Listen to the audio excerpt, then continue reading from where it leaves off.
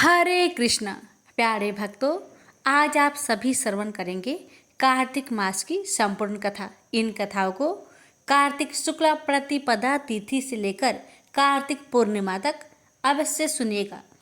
कार्तिक के सभी देवी देवता आप सभी भक्तों की हर मनोकामना को पूर्ण करें। इसी मंगल कामना के साथ आज की कथा शुरू करते हैं। कार्तिक स्नान कथा। एक बुढ़िया माई थी जो चतुर्मास में पुष्कर स्नान किया करती थी। उसके एक बेटा और बहू थे। सास ने बहू को फलहार उपवास में खाने योग्य बनाने को कहा तो बहू ने खाली टिफिन ही रख दिया। बेटा माँ को पहुँचाने के लिए पुष्कर गया। रास्ते में माँ से बोला, माँ फलहार कर लो। जहाँ पानी मिला वहीं फलहार करने बैठ गई तो भगवान की कृपा से खाली टिफिन फलों से भर गया। माँ ने फलहार कर लिया। पुष्कर माँ के रहने के लिए झोपड़ी बनाकर बेटा वापस घर को आ गया। रात्रि में श्रावण मास आया और बोला, बुढ़िया माई दरवाजा खोल। तब बुढ़िया माई ने पूछा, आप कौन हैं? तो वह बोला, मैं श्रावण मास हूँ। तो बुढ़िया माई ने तुरंत दरवाजा खोल दिया। बुढ़िया माई ने शिव पार्वती की पूजा अर्चना की, बेलपत्र से अभिषेक किया। जाते समय श्रावण मास ने बुढ़िया माई को आशीर्वाद दिया और झोपड़ी की एक दीवार सोने की हो गई। भाद्रपद मास आया, उसने भी दरवाजा खोलने को कहा। बुढ़िया माई ने दरवाजा खोला, सत्तू बनाकर कजरी तीज मनाई। भाद्रपद मास ने बुढ़िया माई को आशीर्वाद दिया और झोपड़ी की दूसरी दीवार सोने की हो गई। फिर आश्विन मास आया और उसने भी दरवाजा खोलने को कहा।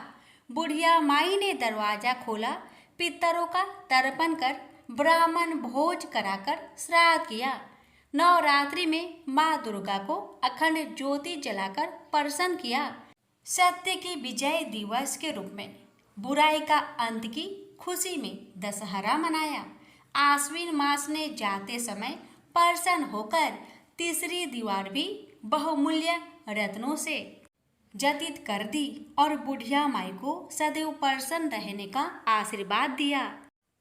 इन सब के बाद कार्तिक मास आया, उसने भी दरवाजा खोलने को कहा। बुढ़िया माई ने दरवाजा खोला, अति प्रसन्न मन से कार्तिक स्नान किया, दीप दान कर दीपावली, गोवर्धन पूजा, भैया दूज, गोपाष्टमी, आंवला नवमी मनाई। कार्तिक मास ने जाते समय आशीर्वाद दिया और झोपड़ी के स्थान पर महल बना दिया। बुढ़िया माई गरीबों की सेवा कर भजन कीर्तन में अपना समय व्यतीत करने लगी। बेटा अपनी माँ को लेने आया तो माँ और झोपड़ी को पहचान ना सका तो पड़ोसियों से पूछा, उन्होंने बताया तो बेटा माँ के चरणों में गिरकर बोला, माँ घर चलो। सारे सामान के साथ घर ले आया। सासू माँ के ठाठ देखकर बहू के मन में लालच आ गया और उसने अपनी माँ को भी पुष्कर छोड़कर आने को कहा। उसका पति अपनी सास को भी पुष्कर छोड़ आया, परंतु बहू की माँ धर्म कर्म में बिल्कुल रुचि नहीं रखती थी। वह 4 समय भोजन करती और दिन भर सोती रहती थी। चारों मास आए और चले गए। जाते समय झोपड़ी गिर गई और बहू की माँ गधी की योनि में चली गई। क्योंकि औरत लक्ष्मी का रूप है और लक्ष्मी की तरह चंचल होना चाहिए। भगवान की पूजा और अतिथि का सम्मान और दान पुण्य करना चाहिए। बहू ने कहा, अब माँ को ले आओ। जब जामाई सास को लेने गया तो कहीं ना मिली। लोगों से पूछने पर लोगों ने बताया कि तेरी सास धर्म कर्म कुछ ना करती थी, खाती थी और सोती थी, जिससे वह गधी योनि में चली गई है। जमाई गधी योनि सास को बांध कर ले आया। उसकी पत्नी ने पूछा, मेरी माँ कहाँ है? तब पति ने कहा, तेरे लालच की वजह से तेरी माँ गधी योनि में आ गई।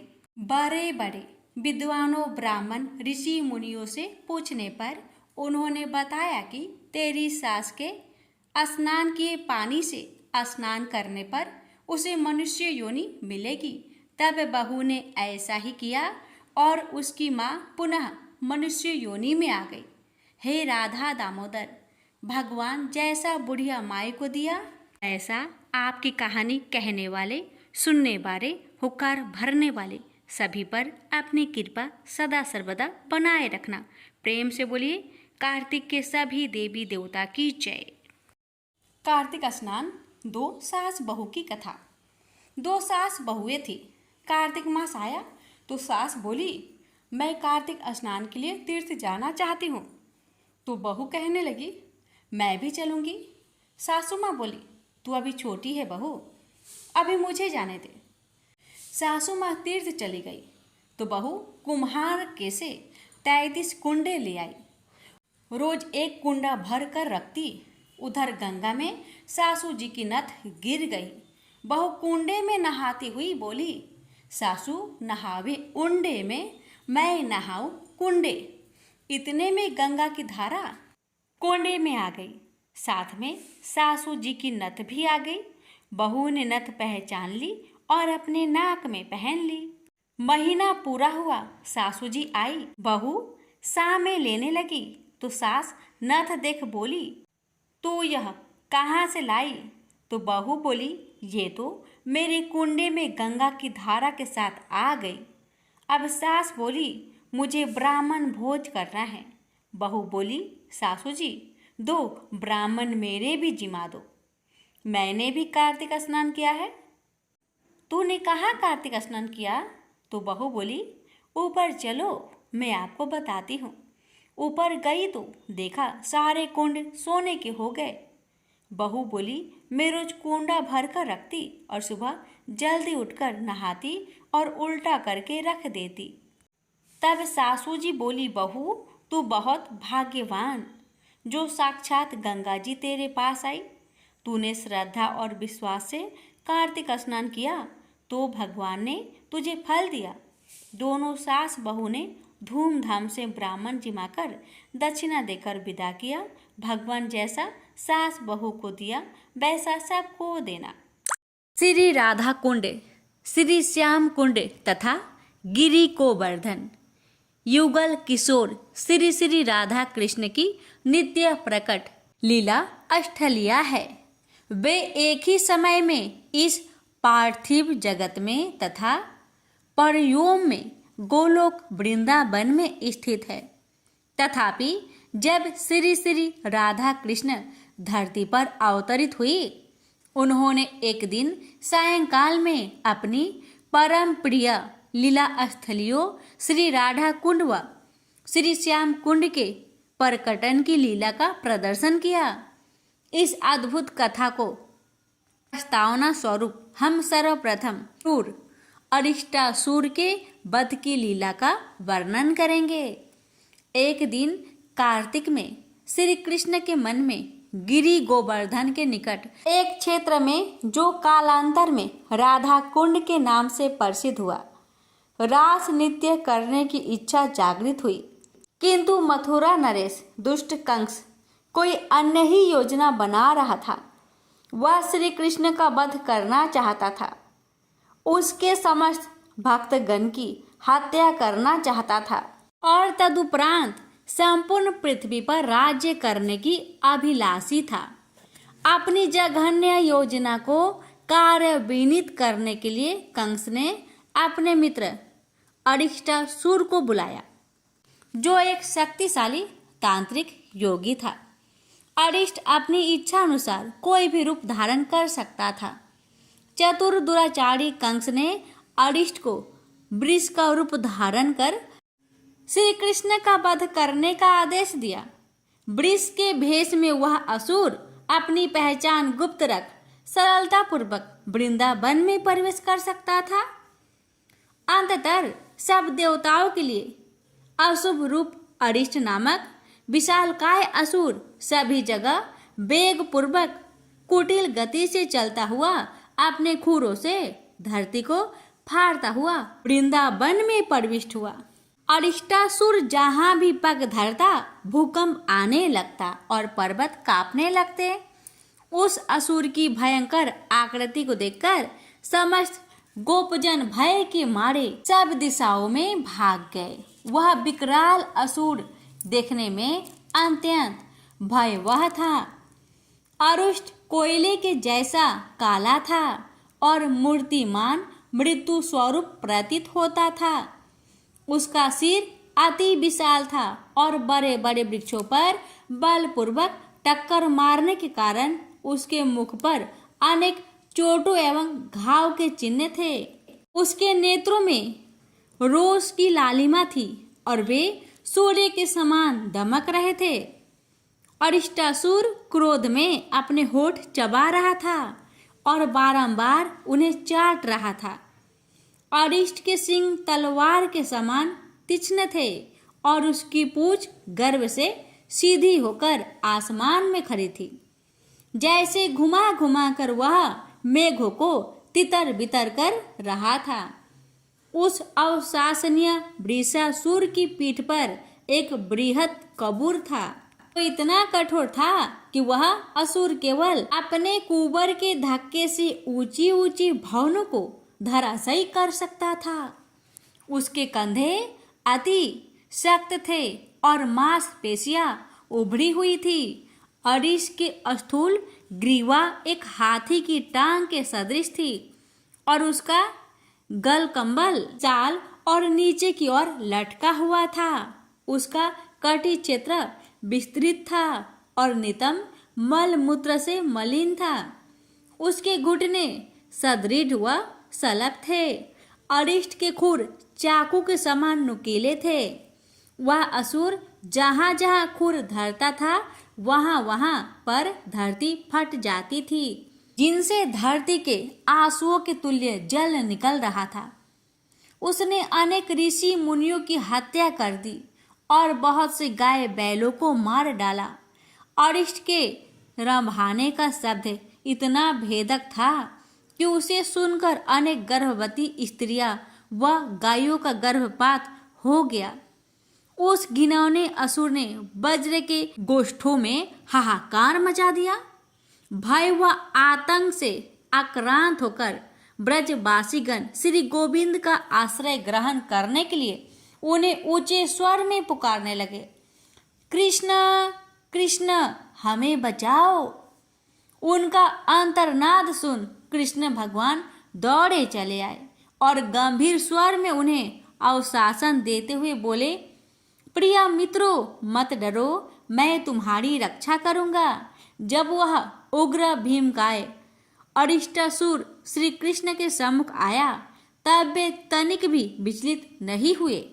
उस असुर को चुनौती देते हुए अच्युत्य श्री कृष्ण एक मल के समान अपनी भुजाएं थपथपाई और क्रोध पूर्वक बोले, अरे मूर्ख, ओ अतिशय असज्जन, इस गोगन और गोपालों को क्यों डरा रहा है?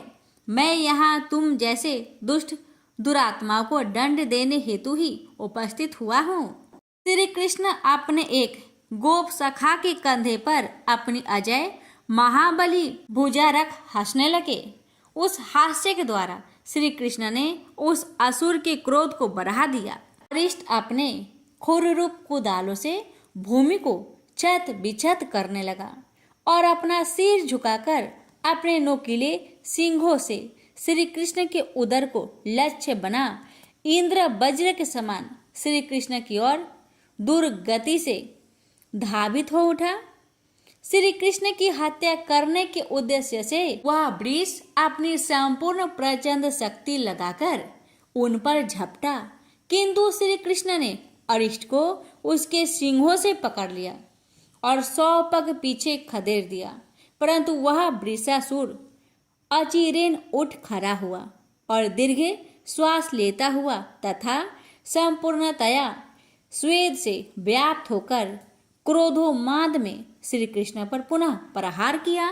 हम अंजन से चमकती देह वाले श्याम और अरिष्ट का घोर युद्ध, 2 सख्त काले वृषों की लड़ाई अथवा 2 स्थूल सघन सजल पायोधर की समर। संप्रतीत हो रहा था। अंततः वह वृषासुर पूर्णतया परिशांत हो गया और उसके विभत्स मुख से फेन व स्राव बहने लगा। क्रोध भेष में अरिष्ट ने पुनः श्री कृष्ण पर आक्रमण किया। इस बार श्री कृष्ण ने उसके सिंहों को सुदृढ़ता पूर्वक पकड़ लिया और उनके बीच स्थिरता पूर्वक अपना एक सरोज चरण स्थित कर दिया। तब अजित श्री कृष्ण ने उसके कंठ को ऐसे निष्पीड़ित किया जैसे कोई गीली वस्त्र को निचोड़ता है। श्री कृष्ण ने उस असुर का बायां सिंह उखाड़ फेंका और बारंबार उस पर प्रहार किया। विष्टा मूल व रक्त का त्याग करते हुए अपनी टांगे इधर उधर मारते हुए तथा आंखें घुमाते हुए अरिष्टासुर यमपुरी को गया। देवताओं ने गगन से श्री कृष्ण पर पुष्प वृष्टि कर अपना आदर व्यक्त किया। श्री कृष्ण की विजय से उन्मत्ता को प्राप्त हुए गोकुल जन सूरवीर श्री कृष्ण के चारों ओर एकत्रित होकर जय जयकार करने लगे। अद्भुत अद्भुत जय हो श्री कृष्ण की जय हो।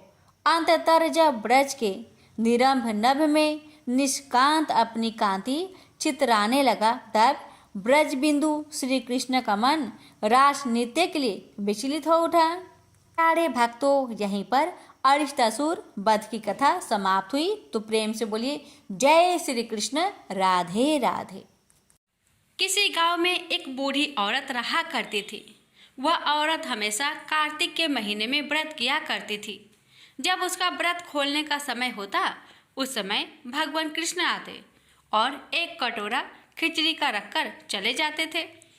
उस बुढ़िया के पास वाले घर में एक दूसरी औरत रहती थी जो हमेशा यह देखती थी। उसको बुढ़िया से बहुत जलन होती थी कि इसका कोई भी नहीं है, फिर भी इसे खाने के लिए खिचड़ी मिल जाती है। एक दिन कार्तिक महीने में स्नान के लिए वह बूढ़ी औरत गंगा में गई और उसके जाने के बाद भगवान श्री कृष्ण ने उसके लिए खिचड़ी का कटोरा उसके घर पर रख दिया। पड़ोसन ने देखा कि खिचड़ी का कटोरा रखा है और बुढ़िया घर पर नहीं है, तो उसने खिचड़ी का कटोरा उठाकर घर के पिछवाड़े में फेंक दिया। जब बुढ़िया कार्तिक स्नान करने के बाद घर वापस लौटकर आई तो उसे खिचड़ी का कटोरा नहीं मिला और वह फिर उस दिन भूखी ही रही और वह बार बार एक ही बात दोहराती रही कि कहाँ गई मेरी खिचड़ी और कहाँ गया मेरा खिचड़ी का कटोरा। बुढ़िया की पड़ोसन ने जहाँ खिचड़ी का कटोरा फेंका था वहाँ पर एक पौधा उग आया और उसमें बहुत सुंदर 2 फूल खिल गए। एक बार उस राज्य का राजा उस ओर से निकला तो उसने उन दोनों फूलों को देखा तो उसने वह फूल तोड़वा लिए और अपने महल में ले आया। महल में लौटकर उसने वह फूल अपनी रानी को दे दिया। रानी ने जब उन फूलों को सूंघा तो वह गर्भवती हो गई। कुछ समय बाद रानी ने 2 सुंदर पुत्र को जन्म दिया। राजा के दोनों पुत्र जब बड़े हुए तो वह किसी से भी नहीं बोलते थे, लेकिन जब वह दोनों शिकार पर जाते थे तो रास्ते में उन्हें वही बुढ़िया मिलती थी जो अभी तक यही कहती थी, कहाँ गई मेरी खिचड़ी और कहाँ गया मेरा कटोरा। उस बुढ़िया की बात सुनकर दोनों बालक कहते कि हम ही है तुम्हारी खिचड़ी और हम ही है तुम्हारा कटोरा। ऐसा हर बार होता था जब वह दोनों बालक शिकार पर जाते थे। एक बार राजा के कानों में यह बात पड़ गई। राजा को यह सुनकर आश्चर्य हुआ कि दोनों लड़के किसी से भी बात नहीं करते, तब यह बुढ़िया से कैसे बात करते हैं। राजा ने बुढ़िया को अपने महल में बुलवाया और कहा कि हमसे तो और किसी से भी ये दोनों नहीं बोलते हैं, लेकिन तुमसे यह कैसे बोलते हैं। बुढ़िया ने कहा कि महाराज, मुझे नहीं मालूम कि ये दोनों मुझसे क्यों बोलते हैं। मैं तो कार्तिक का व्रत करती थी और भगवान श्री कृष्ण मुझे खिचड़ी का कटोरा भरकर दे जाते थे। एक दिन जब मैं गंगा स्नान करके वापस आई तो मुझे वह खिचड़ी नहीं मिली। तब से मैं यही कहने लगी कि कहाँ गई मेरी खिचड़ी और कहाँ गया मेरा कटोरा। तब उन दोनों बच्चे ने कहा कि तुम्हारी पड़ोसन ने तुम्हारी खिचड़ी फेंक दी थी तो उसके 2 फूल बन गए थे।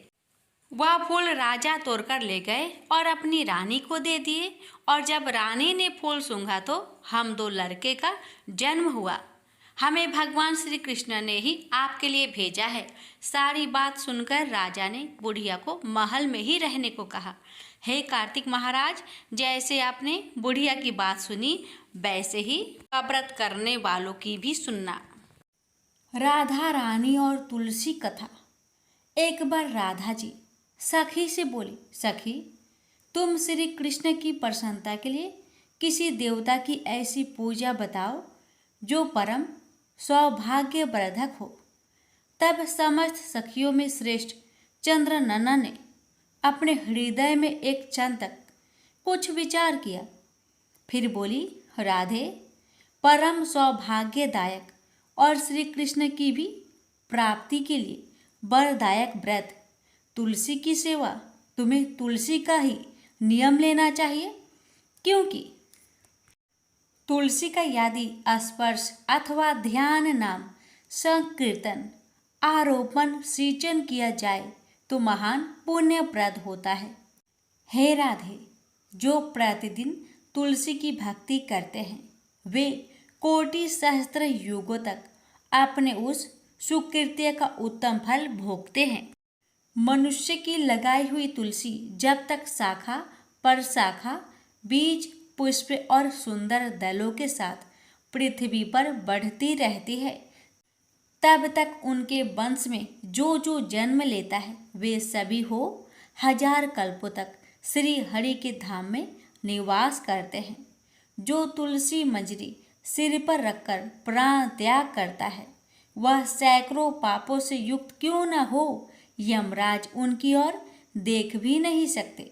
इस प्रकार चंद्रनन्ना की कही बात सुनकर रासेश्वरी श्री राधा ने साक्षात श्री हरि को संतुष्ट करने वाले तुलसी सेवन का व्रत आरंभ किया और केतकी वन में 100 हाथ गोलाकार भूमि पर बहुत ऊंचा और अत्यंत मनोहर श्री तुलसी का मंदिर बनवाया, जिसकी दीवार सोने से जड़ी थी और किनारे किनारे पद्म राग मणि लगी थी।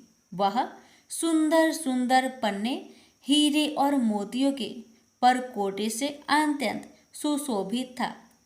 उसके चारों ओर परिक्रमा के लिए गली बनाई गई थी, जिसकी भूमि चिंतामणि से मंडित थी। ऐसे सुंदर मंदिर के मध्य भाग में हरे पल्लवों से सुशोभित तुलसी की स्थापना करके श्री राधा ने अभिजित मुहूर्त में उनकी सेवा प्रारंभ की। श्री राधा जी ने आश्विन शुक्ला पूर्णिमा से लेकर चैत्र पूर्णिमा तक तुलसी का सेवन व्रत का अनुष्ठान किया। व्रत आरंभ करके उन्होंने प्रति मास पृथक पृथक रस से तुलसी को सींचा। कार्तिक में दूध से, मार्गशीर्ष में ईख के रस से, पौष में दक्षिणा रस से, माघ में 12 मासी आम के रस से, फाल्गुन मास में अनेक वस्तुओं से मिश्रित मिश्री के रस से और चैत्र मास में पंचामृत से उनका सेचन किया और वैशाख कृष्ण प्रतिपदा के दिन उद्यापन का उत्सव किया। उन्होंने 2 लाख ब्राह्मणों को 56 भोगों से तृप्त करके वस्त्र और आभूषणों के साथ दक्षिणा दी। मोटे मोटे दिव्य मोतियों का 1 लाख भार और स्वर्ण का 1 कोटि भार श्री गंगाचार्य को दिया। उस समय आकाश से देवता तुलसी मंदिर पर फूलों की वर्षा करने लगे। उसी समय स्वर्ण सिंहासन पर विराजमान हरिप्रिया तुलसी देवी प्रकट हुई। उनके 4 भुजाएं थी, कमल दल के समान विशाल नेत्र थे, 16 वर्ष की सी अवस्था और श्याम कांति थी। मस्तक पर हेममय किरीट प्रकाशित था और कानों में कंचनमय कुंडल झलमला रहे थे। गरुड़ से उतरकर तुलसी देवी ने रंगभल्ली जैसी श्री राधा जी को अपनी भुजाओं से अंग में भर लिया और उनके मुख चंद्र का चुंबन किया। तुलसी बोली, कलावती राधे, मैं तुम्हारी भक्ति से प्रसन्न हूँ। यह इंद्रिया, मन, बुद्धि और चित्त द्वारा जो जो मनोरथ तुमने किया है वह सब तुम्हारे सम्मुख सफल हो। इस प्रकार हरिप्रिया तुलसी को प्रणाम करके वृषभानु नंदिनी राधा ने उनसे कहा, देवी गोविंद के युगल चरणों में मेरी अहेतु की भक्ति बनी रहे। तब तथास्तु कहकर हरिप्रिया अंतर्ध्यान हो गई।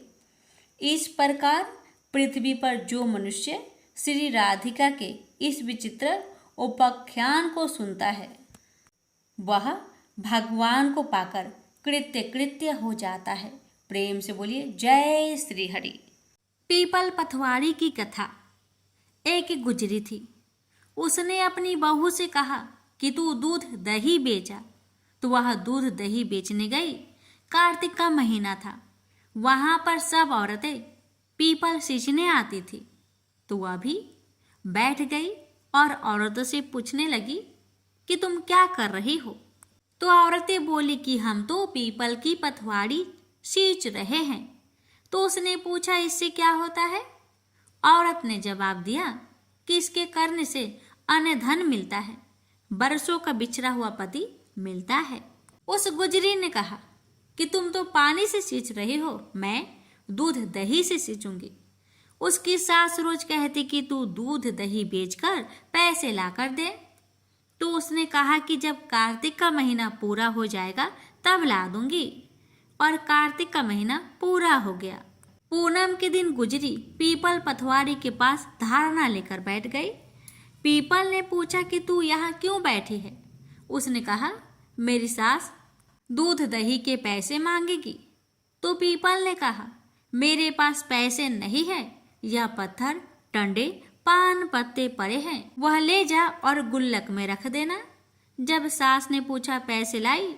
तो गुजरी ने कहा, मैंने पैसे गुल्लक में रखे हैं। तब सास ने गुल्लक खोलकर देखी तो सास देखती रह गई कि उसमें हीरे मोती जगमगा रहे हैं। पत्थर टंडे और पत्तों का धन हो गया है। सास बोली कि बहू इतना पैसा कहाँ से ले आई? तो बहू ने आकर देखा तो बहुत धन पड़ा है। तब गुजरी ने कहा, सासू जी, मैंने तो 1 महीना दूध दही से पीपल की पथवारी में सींचा था और मैंने उससे धन मांगा था तो उसने मुझे पत्थर टांडे पत्ते दिए थे जो मैंने गुल्लक में रख दिए थे और वह हीरे मोती हो गए। तब सासू जी ने कहा कि अब की बार मैं भी पथवारी सींचूंगी। सासू दूध दही तो बेच आती और हांडी धोकर पीपल पथवारी में रख आती और बहू से कहती कि तू मेरे से पैसे मांग। तो बहू ने कहा कि कभी बहू भी सास से पैसे मांगती है?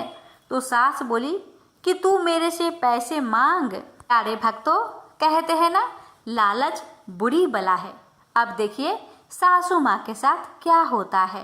तो बहू ने सास से दूध दही के पैसे मांगे तो सासू जी पीपल पथवारी पर जाकर धारणा लेकर बैठ गई।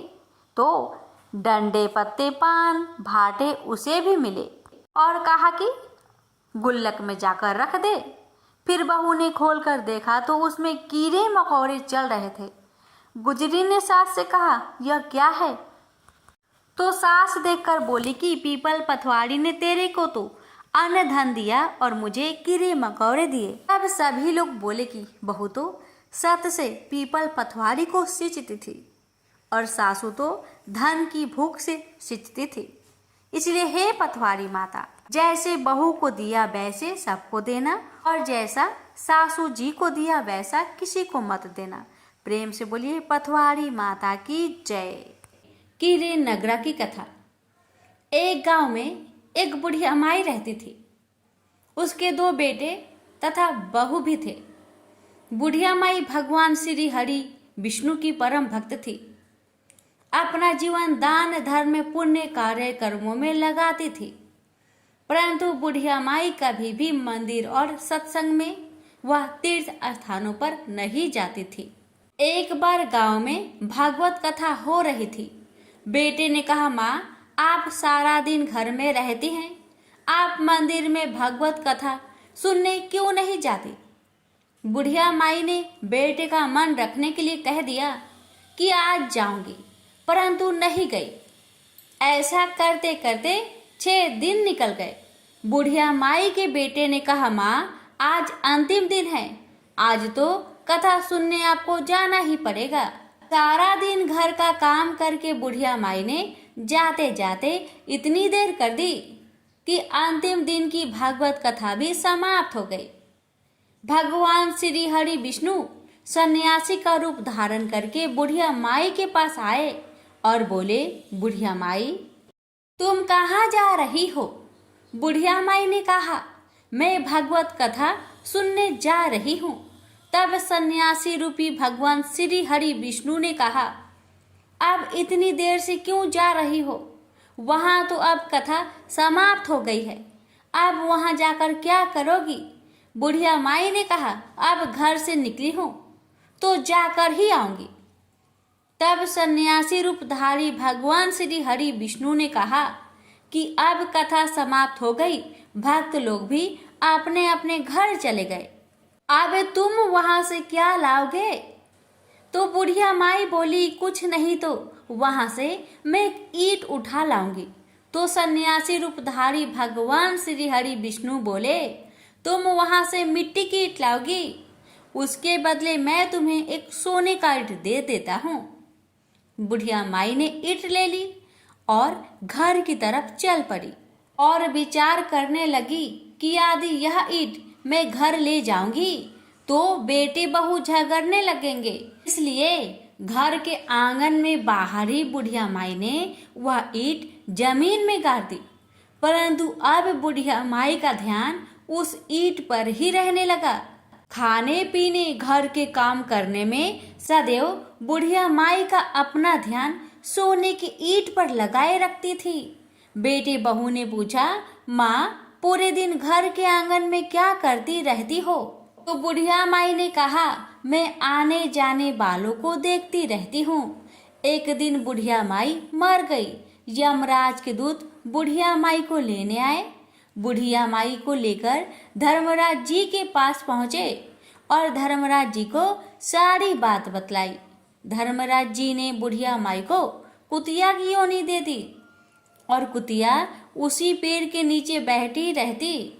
बुढ़िया माई की बहू ने कहा, इस कुतिया को यहाँ से भगाओ, नहीं तो यह बच्चों को काट जाएगी। तो उसके बेटे ने उसकी पीठ पर एक लकड़ी मारी और बुढ़िया माई मर गई। और फिर उसको सर्प की योनी मिली। आंगन में सर्प को देखकर बेटे बहू ने किसी को काट नहीं जाए इसी डर से मार दिया। फिर बुढ़िया माई मरकर धर्मराज जी के पास पहुंची। बुढ़िया माई कीरी का रूप धारण करके उस आंगन में कीरा नगरा बना लिया। आंगन में कीरा नगरा हो गया। घर वाले बहुत परेशान हो गए। घर वाले भोजन भी नहीं बना रहे थे और मन ही मन हरि का स्मरण करने लगे। तब भगवान श्री हरि विष्णु सन्यासी रूप धारण करके आए और बोले, कुछ खाने को दे दो। तो घर वालों ने कहा, महाराज हमारे खाने को भी कुछ नहीं बनाया, क्योंकि हमारे घर में कीरी नगरा हो गया है, आप ही कुछ उपाय बतलाइए। तब महाराज जी ने आंगन में खुदा और सोने की 28 निकाली और दोनों बेटे को दे दी और कहा, तुम तुम्हारी माँ के नाम से दान पुण्य करना, धर्मशाला बनवाकर स्कूल बनवाओ, पियाव लगवाना, गौशाला में गाय के चारे खाने की व्यवस्था करना। परंतु दोनों बेटे आपस में झगड़ने लगे कि तू दान कर, तू दान कर। किसी ने बुढ़िया माई के नाम से कोई दान नहीं किया और कीरी नगरा वहां उसी स्वरूप में स्थापित रहा। कुछ दिन बाद सन्यासी वापस आए और बुढ़िया माई के बेटे ने भगवान स्वरूपधारी सन्यासी महाराज से कहा कि हमारी घर की हालत वैसी की वैसी है, कीरी नगरा तो वैसा का वैसा ही है।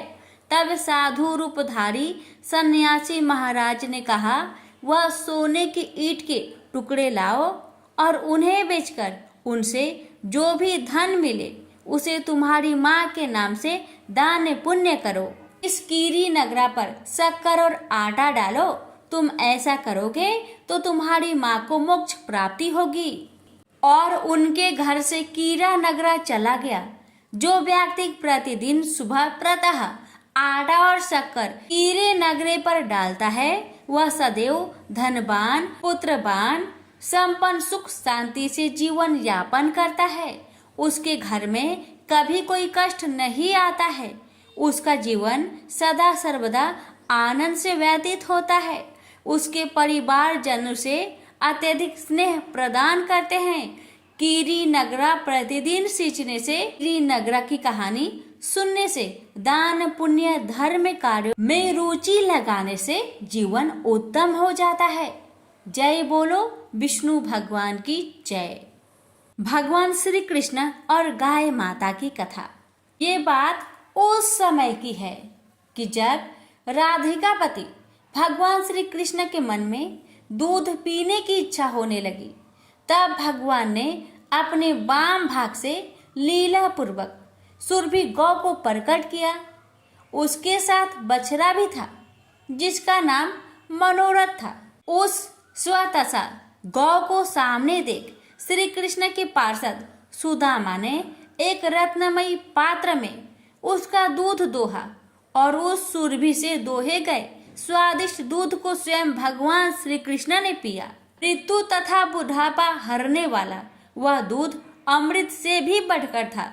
सहसा दूध का वह पात्र हाथ से छूटकर गिर पड़ा और पृथ्वी पर सारा दूध फैल गया।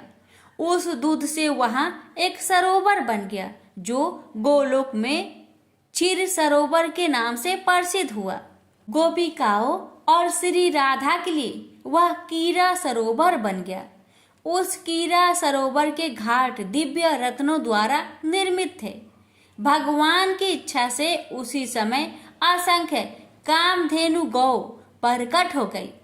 जितनी वे गौ थी उतने ही बछड़े भी उस सुरभि गौ के रोमकूप से निकल आए। इस प्रकार उन सुरभि गौ से ही गौओं की सृष्टि मानी गई है। भगवान श्री कृष्ण संदीपनी मुनि के आश्रम में विध्ययन के लिए गए। वहां उन्होंने गौ सेवा की। भगवान श्री कृष्ण को केवल गायों से ही नहीं अपितु गौरस, दूध, दही, मक्खन आदि से अद्भुत प्रेम था। श्री कृष्ण द्वारा 11 वर्ष की अवस्था में मुष्टिक, चाणूर, कुलायापीड, हाथी और कंस का वध गौरस के अद्भुत चमत्कार के परिणाम है। और इसी गौ दूध का पान कर भगवान श्री कृष्ण ने दिव्य गीता रूपी अमृत संसार को दिया। गौ रक्षक भगवान श्री कृष्ण ने गौ माता की रक्षा के लिए किया या नहीं किया? उन्हें दावानल से बचाया।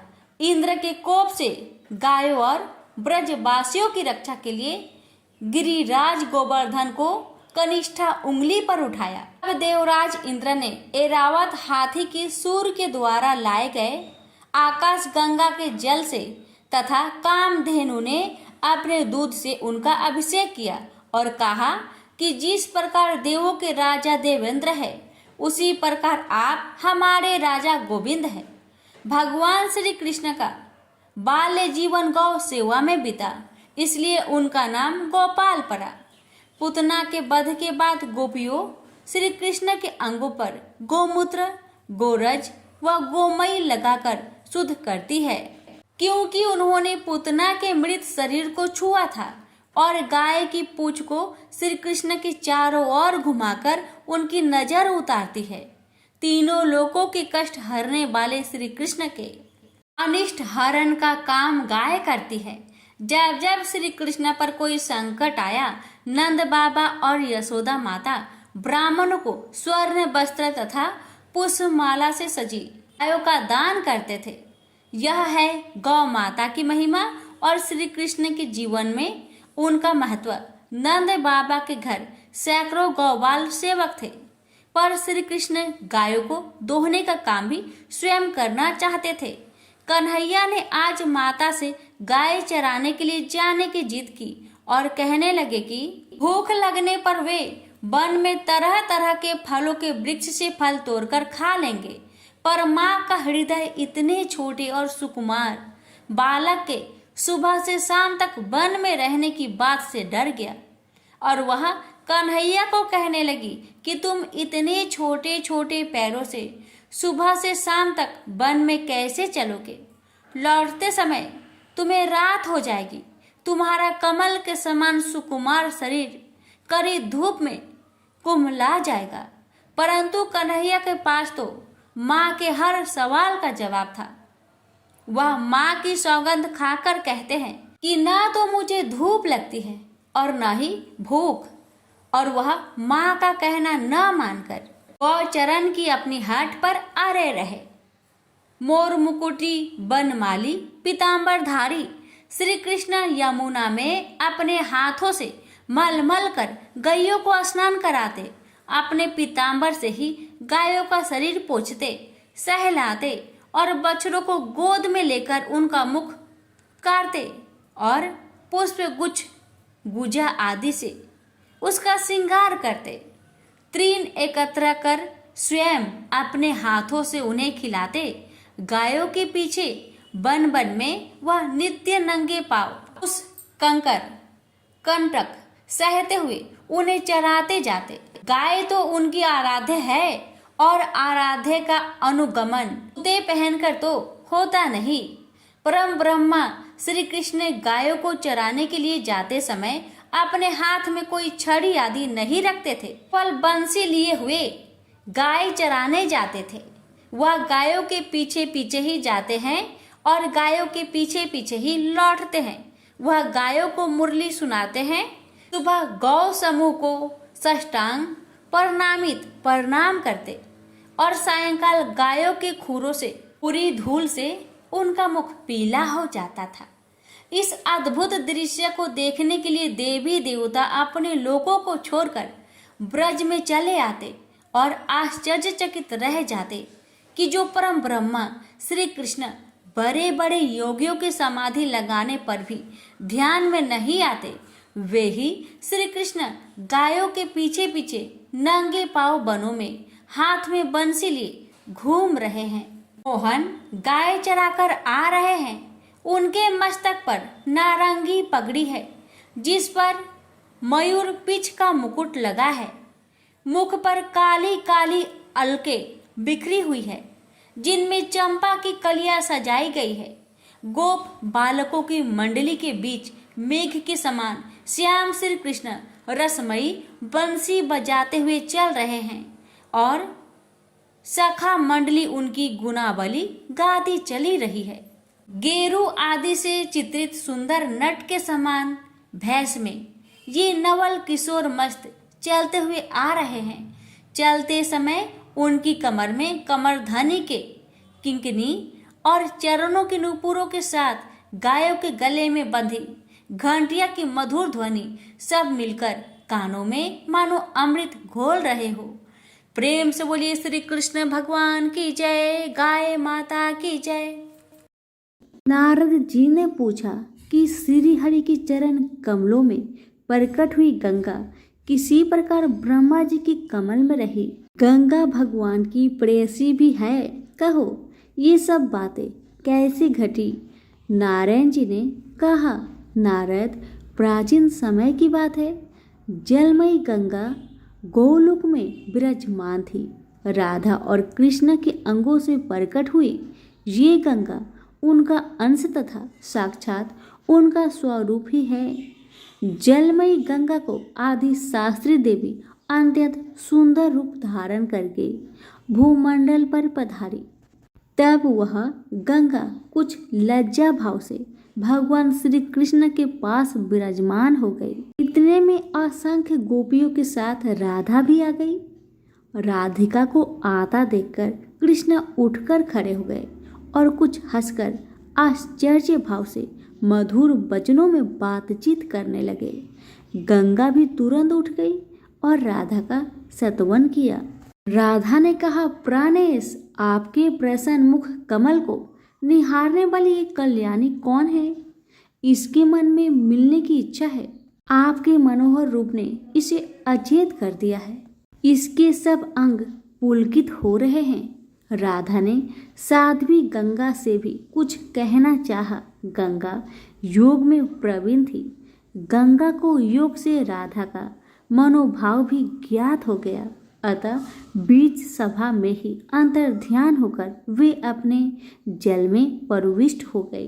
तब सिद्धि योगिनी राधा ने योग से इस रहस्य को जानकर उस जल स्वरूपिणी गंगा को अंजलि से उठाकर पीना आरंभ कर दिया। ऐसी स्थिति में राधा का अभिप्राय भी गंगा से छिपा न रह सका। आता हुआ भगवान श्री कृष्ण के शरण में जाकर लीन हो गई। तब राधा ने गंगा को गोलोक, बैकुंठ लोक तथा ब्रह्मलोक आदि जगहों में ढूंढा, परंतु वह कहीं न मिली। विष्णु, शंकर, धर्म इंद्र, सूर्य देवता और मुनिगण सभी गोलोक में आए। भगवान श्री कृष्ण को उपस्थित सभी देवताओं ने प्रणाम करके उनका स्वागत किया। श्री कृष्ण ने देवताओं का अभिप्राय समझकर उनसे कहा, आप सभी महान भाव गंगा को ले जाने के लिए यहाँ पधारे हैं, परंतु इस समय वह गंगा शरणार्थी बनकर मेरी चरण कमलों में छिपी हुई है। मैं आप लोग को उसे सहर्ष सौंप दूंगा, लेकिन आप पहले उसे निर्भय कर दे, क्योंकि राधा उसे पी जाने के लिए उद्धत थी। फिर तो वे सब देवता भगवती राधा को प्रसन्न करने में लग गए। भक्ति के कारण अत्यंत विनीत होकर ब्रह्मा जी ने अपने चारों मुखों से राधा जी की स्तुति की। ब्रह्मा जी की इस प्रकार की प्रार्थना पर राधा जी हंस पड़ी। उन्होंने गंगा की सभी बातों को स्वीकार किया। तब गंगा श्री कृष्ण के पैर के अंगूठे के नखाग्र से मिलकर विराजमान हो गई। ब्रह्मा जी ने गंगा के उस स्वरूप को कमंडल में रख लिया। भगवान शंकर ने उस गंगा जल को अपने मस्तक पर स्थान दिया। तत्पश्चात ब्रह्मा जी ने गंगा को राधा मंत्र की दीक्षा दी। गंगा ने सभी उचित नियमों से राधा की पूजा करके बैकुंठ के लिए प्रस्थान किया। जब गंगा बैकुंठ को चली गई, तब ब्रह्मा जी भी बैकुंठ पहुँचे और जगत प्रभु श्री हरि को प्रणाम करके कहने लगे, भगवान श्री राधा और श्री कृष्ण के अंग से प्रकट हुई ब्रह्मद्रव स्वरूपिणी गंगा इस समय एक देवी के रूप में सुशोभित है। प्रभु, आपसे मेरी प्रार्थना है कि आप सूर्येश्वरी गंगा को अपनी पत्नी बना लीजिए। सभी पुरुष प्रकृति से उत्पन्न हुए हैं और स्त्रियां भी उसकी कला है। केवल आप भगवान विष्णु ही प्रकृति से सारे निर्गुण ब्रह्म है। परिपूर्णतम श्री कृष्ण स्वयं दो भागों में विभक्त हुए। आधे से तो दो भुजाएरी श्री कृष्ण बने रहे और उनका आधा अंग आप चतुर्भुज श्री हरि के रूप में प्रकट हो गया। इसी प्रकार श्री कृष्ण के वाम अंग से उत्पन्न हुई राधा भी दो रूपों में परिणत हुई। दाहिने अंश से वे स्वयं रही और बाएं अंश से लक्ष्मी प्रकट हुई। अतः ये गंगा आपको ही वरण करना चाहती है, क्योंकि आपके महाभाग ब्रह्मा ने गंगा को भगवान श्री विष्णु के पास बैठा दिया। फिर स्वयं श्री हरि ने विवाह के नियम अनुसार गंगा को ग्रहण कर लिया और वे उसके प्रियतम पति बन गए। सभी प्रेम से बोलिए, लक्ष्मी नारायण की जय हो, गंगा मैया की जय हो। क्षीर सागर में भगवान विष्णु से सैया पर शयन कर रहे थे। सागर में भयंकर गर्जना के साथ ऊंची ऊंची तरंगे उठ रही थी, पर उन तरंगों के कारण भगवान विष्णु के आराम में रंच मात्र भी बाधा नहीं हो रही थी। वे उन तरंगों और तरंगे की गर्जना से भी सुख से शयन कर रहे थे, जैसे उनके लिए कुछ हो ही नहीं रहा हो। सहसा भगवान विष्णु की नाभि से एक सुंदर कमल प्रफुल्लित हो उठा। उस कमल ने धीरे धीरे बढ़कर विशाल आकार धारण कर लिया। संयोग की बात, उसी समय वहां प्रजापति ब्रह्मा जी उपस्थित हुए। उन्हें विष्णु की नाभि से निकले हुए कमल को देखकर बड़ा विस्मय हुआ। उन्होंने विष्णु से नम्रता पूर्वक पूछा, भगवान, आपकी नाभि से यह कैसा कमल निकला हुआ है? क्षीर सागर में ऊंची ऊंची तरंगे क्यों उठ रही है? विष्णु ने उत्तर दिया, ब्रह्मा जी, आप यह सब कुछ देख रहे हैं, वह मेरे लिए कुछ भी नहीं है, क्योंकि यह सब कुछ मुझ में ही समाविष्ट है। छोड़िए इस बात को, कहिए आपकी स्थिति क्या है? ब्रह्मा जी ने उत्तर दिया, जो आपकी स्थिति है वही मेरी स्थिति है, आप चाहे तो स्वयं देख सकते हैं। विष्णु मुस्कुरा उठे। वे अत्यंत लघु रूप धारण कर मुख के द्वार ब्रह्मा के भीतर चले गए। उन्होंने वहां लोक लोक आदि देखे। वे उन सभी लोकों में परिभ्रमण करने लगे। जब सबको देख चुके तो पुनः बाहर निकल आए। उन्होंने ब्रह्मा जी से कहा, आपका तप अद्भुत है। आपकी तप शक्ति से आपके भीतर अनगिनत लोक लोकों की रचना हुई है। आप धन्य है। ब्रह्मा जी के मन में गर्व का विकार उत्पन्न हो गया। उन्होंने भगवान विष्णु से कहा, आपने तो मेरे भीतर के लोक लोकों को देख लिया, मैं भी आपके भीतर का ब्रह्मांड देखना चाहता हूँ। ब्रह्मा जी अपने कथन को समाप्त करते हुए लघु रूप धारण कर मुख के द्वार विष्णु भगवान के भीतर चले गए। उन्होंने विष्णु भगवान के भीतर देखा अनंत ब्रह्मांड, अनेक सूर्य, चंद्रमा, ग्रह और ग्रह। ब्रह्मा जी विस्मय के कारण सागर में डूब गए। उसी समय विष्णु को परिहास सूझा। उन्होंने ब्रह्मा जी को भ्रम में डालने के लिए अपने नेत्र बंद कर लिए। चारों ओर अंधकार ही अंधकार छा उठा। ब्रह्मा जी ब्रह्मांड में भटकने लगे। बहुत प्रयत्न करने पर भी उन्हें बाहर निकालने का मार्ग नहीं मिल रहा था। भ्रम में पड़े हुए ब्रह्मा जी विष्णु की नाभि के पास पहुंचे। वे नाभि से निकले हुए कमल के द्वारा बाहर निकल आए। ब्रह्मा जी बाहर निकलकर कमल के ऊपर बैठ गए। वे गर्भ में डूबकर सोचने लगे कि विष्णु मुझे भीतर बंद कर लेना चाहते थे, पर मैंने भी उन्हें कैसा बनाया। मैं उनके न चाहने पर भी किस तरह बाहर निकल आया। ब्रह्मा जी का मन गर्व से फूल उठा। तभी वहां दो प्रचंड दैत्य उपस्थित हुए। उनमें एक का नाम था मधु और दूसरे का नाम था केटव। दोनों विशाल कमल की नाल को पकड़कर हिलाने लगे। अब तो कमल के ऊपर आसीन ब्रह्मा जी चिंतित हो गए। वे भयातुर होकर इधर उधर देखने लगे, पर कहीं भी उन्हें विष्णु जी दिखाई नहीं पड़े।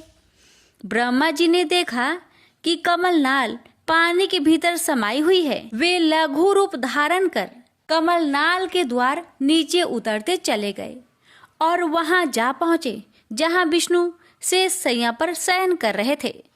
ब्रह्मा जी को भयातुर देखकर विष्णु मुस्कुरा उठे। उन्होंने प्रश्न किया, कहिए ब्रह्मा जी, क्या बात है? ब्रह्मा जी ने उत्तर दिया, दो प्रचंड दैत्य सागर में उत्पात मचा रहे हैं। भगवान विष्णु ने मुस्कुराते हुए नेत्र बंद कर लिए और मुख को खोल दिया। आश्चर्य! उनके मुख से एक तेजोमयी पुरुष प्रकट हुआ जो उन्हीं के समान था। ब्रह्मा जी चकित विस्मित दृष्टि से उस पुरुष की ओर देखने लगे। ब्रह्मा जी अभी देख ही रहे थे कि एक और पुरुष विष्णु के मुख से प्रकट हुआ जो उन्हीं की सदृश था। ब्रह्मा जी तीन तीन विष्णु देखकर विस्मय की तरंगों में डूब गए। विष्णु ने अपने नेत्र खोलकर कहा, ब्रह्मा जी, ये दोनों मेरे ही रूप है, विष्णु और जिष्णु। विष्णु ने विष्णु और जिष्णु को आदेश दिया कि वे ऊपर जाकर मधु और केटव से युद्ध करें।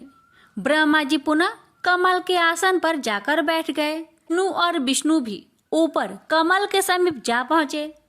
उन्होंने मधु और केटव दोनों को युद्ध के लिए ललकारा। मधु और केटव तो पहले से ही युद्ध के लिए उद्धत थे, पर वे अपने सामने दो दो विष्णु को देखकर विस्मित हो उठे। उन्हें समझ नहीं आ रहा था कि कौन विष्णु है और वे किसके साथ युद्ध करें। दोनों दैत्य कुछ दूरी पर चले गए और अदृश्य हो गए।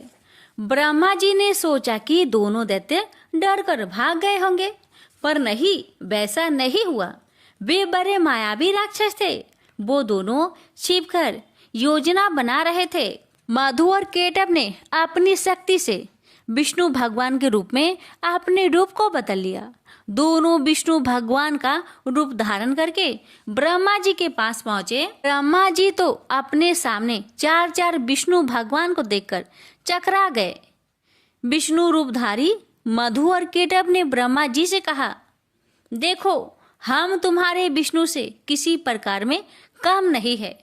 मधु और केटव ने अपनी महत्ता प्रकट करने के लिए जल को स्थिर बना दिया। जल शीशे के समान कठोर हो गया था। जल में रहने वाले जीव जंतु छटपटाने लगे, बिलबिलाने लगे। विष्णु ने मधु केटव पर आक्रमण कर दिया। भयंकर युद्ध होने लगा। बहुत दिनों तक युद्ध चलता रहा।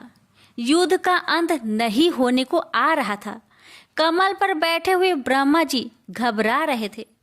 ब्रह्मा जी की आकुलता को देखकर एक सुंदर स्त्री मोहिनी प्रकट हुई।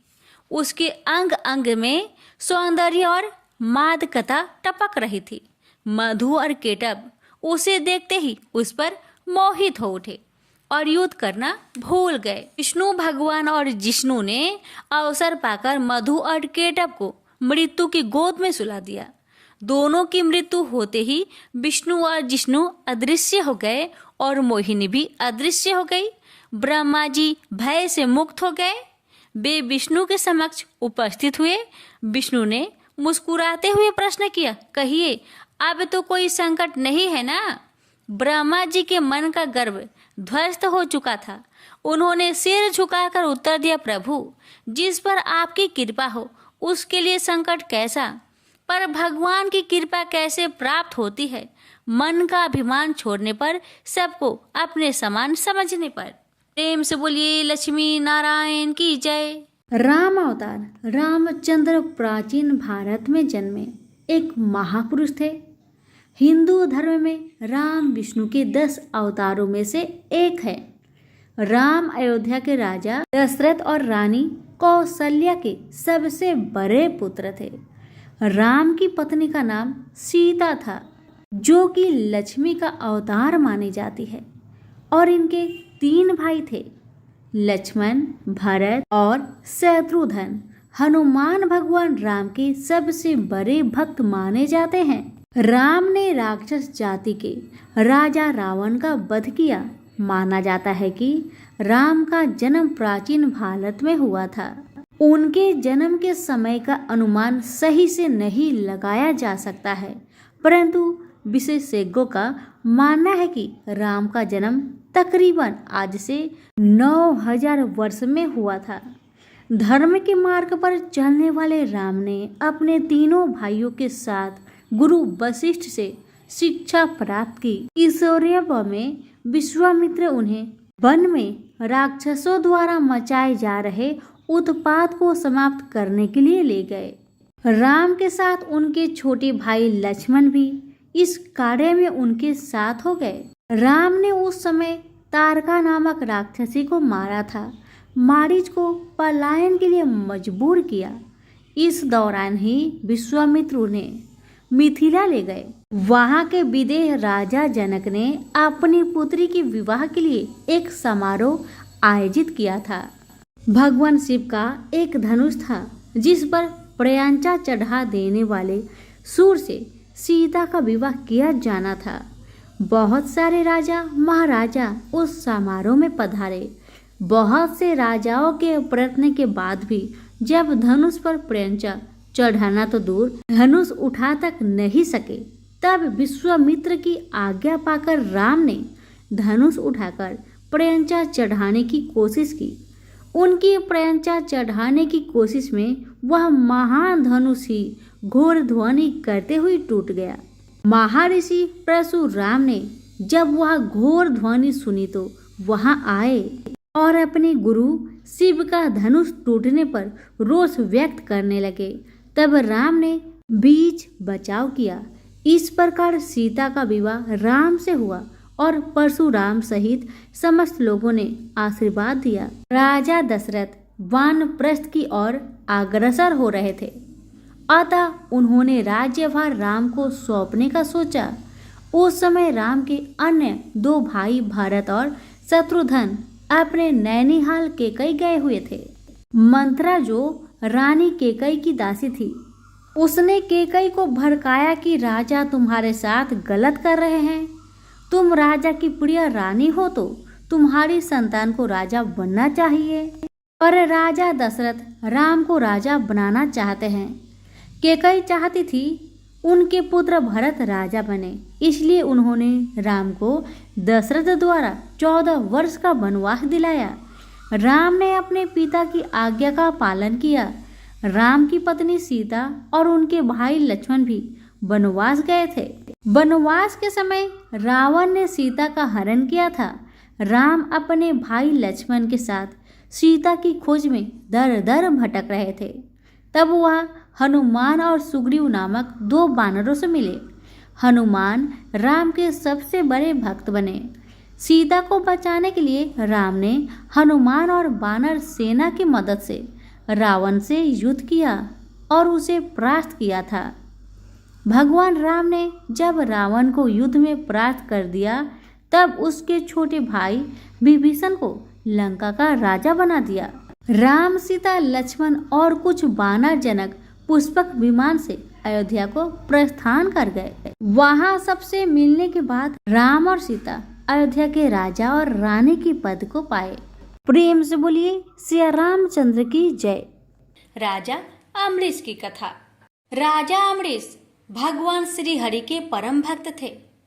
वे पृथ्वी के 7 द्वीप, अचल संपत्ति और अतुल ऐश्वर्य के शासक होने पर भी इन्हें सपने तुल्य समझते थे, क्योंकि वे जानते थे कि जिस धन वैभव के लोभ में पड़कर मनुष्य घोर नरक में जाता है, वह केवल 4 दिन की चांदनी है। राजा अम्बरीश का भगवान श्री कृष्ण में और उनके प्रेमी साधुओं में परम प्रेम था। उन्होंने अपने मन को श्री कृष्ण के चरणों में, वाणी को भगवान के गुणों का गान करने में, हाथों को श्री हरि के मंदिर मार्जन में और अपने कानों को भगवान की मंगलमयी कथा के श्रवण में लगा रखा था। उन्होंने अपने नेत्रों को श्री हरि की विग्रह व मंदिरों के दर्शन में, नासिका को उनके चरण कमलों पर चढ़ी श्रीमती तुलसी की दिव्य गंध में और जीवा को भगवान के प्रति अर्पित नैवेद्य प्रसाद में संलग्न कर दिया था। राजा अम्बरीश के पैर भगवान के क्षेत्र आदि की पैदल यात्रा करने में ही लगे रहते और वे सिर से भगवान श्री कृष्ण के चरण कमलों की वंदना किया करते थे। इस प्रकार उन्होंने अपने सारे कर्म यज्ञ, पुरुष, इंद्रियातीत भगवान के प्रति उन्हें सर्वोत्तम एवं सर्वरूप समझकर समर्पित कर दिए थे और भागवत भक्त ब्राह्मणों की आज्ञा अनुसार वे इस पृथ्वी का शासक करते थे। उन्होंने बड़ी बड़ी दक्षिणा वाले अनेकों अश्वमेध यज्ञ करके यज्ञाधिपति भगवान की आराधना की थी। उनकी प्रजा महात्माओं के द्वारा गाए हुए भगवान के उत्तम चरित्रों का बहुत सम्मान करती, किसी समय बड़े प्रेम से श्रवण करती और किसी समय उनका गान करती। इस प्रकार उनके राज्य के मनुष्य देवताओं के अत्यंत प्यारे स्वर्ग की भी इच्छा नहीं करते। राजा अम्बरीश की अनन्य प्रेममयी भक्ति से प्रसन्न होकर भगवान ने उनकी रक्षा के लिए सुदर्शन चक्र को नियुक्त कर दिया था, जो विरोधियों को भयभीत करने वाला एवं भगवान भक्तों की रक्षा करने वाला है। एक बार उन्होंने अपनी पत्नी के साथ भगवान श्री कृष्ण की आराधना करने के लिए 1 वर्ष तक द्वादशी प्रधान एकादशी व्रत करने का नियम ग्रहण किया। उन्होंने 3 रात का उपवास किया और एक दिन यमुना जी में स्नान करके भगवान श्री कृष्ण की पूजा की। तत्पश्चात पहले ब्राह्मणों को स्वादिष्ट और अत्यंत गुणकारी भोजन कराकर उन लोगों के घर 60 करोड़ गौएं सुसज्जित करके भेज दी। जब ब्राह्मणों को सब कुछ मिल चुका, तब राजा ने उन लोगों से आज्ञा लेकर व्रत का पारण करने की तैयारी की। उसी समय श्राप और वरदान देने में समर्थ है। स्वयं दुर्वासा जी भी उनके यहाँ अतिथि रूप में पधारे। राजा अम्बरीश उन्हें देखते ही उठकर खड़े हो गए, आसन देकर बैठाया और विविध सामग्रियों से उनके चरणों में प्रणाम करके भोजन के लिए प्रार्थना की। दुर्वासा जी ने राजा अम्बरीश की प्रार्थना स्वीकार कर ली और इसके बाद आवश्यक कर्मों से निवृत्त होने के लिए वे नदी तट पर चले गए। वे ब्रह्मा का ध्यान करते हुए यमुना के पवित्र जल में स्नान करने लगे। इधर द्वादशी केवल घड़ी भर शेष रह गई थी। धर्मज्ञ अम्बरीश ने धर्म संकट में पड़कर ब्राह्मणों के साथ परामर्श किया। उन्होंने कहा, ब्राह्मण देवताओं, ब्राह्मण को बिना भोजन कराए स्वयं खा लेना और द्वादशी रहते पारण न करना दोनों ही दोष है। इसलिए इस समय जैसा करने से मेरी भलाई हो और मुझे पाप न लगे, ऐसा काम करना चाहिए। तब ब्राह्मणों के साथ विचार करके उन्होंने कहा, ब्राह्मणों, श्रुतियों में ऐसा कहा गया है कि जल पी लेना भोजन करना भी है, नहीं भी करना है। इसलिए इस समय केवल जल से पारण किए लेता हूँ। ऐसा निश्चय करके मन ही मन भगवान का चिंतन करते हुए राजश्री अम्बरीश ने जल पी लिया और फिर दुर्वासा जी के आने की राह देखने लगे। दुर्वासा जी आवश्यक कर्मों से निवृत्त होकर यमुना तट से लौट आए। जब राजा ने आगे बढ़कर उनका अभिनंदन किया, तब उन्होंने अनुमान से ही समझ लिया कि राजा ने पारण कर लिया है। उस समय दुर्वासा जी बहुत भूखे थे। वे क्रोध से थर थर कांपने लगे। उन्होंने हाथ जोड़कर खड़े अम्बरीश से डट कर कहा, आओ देखो तो सही, यह कितना क्रूर है। यह धन के मद में मतवाला हो रहा है।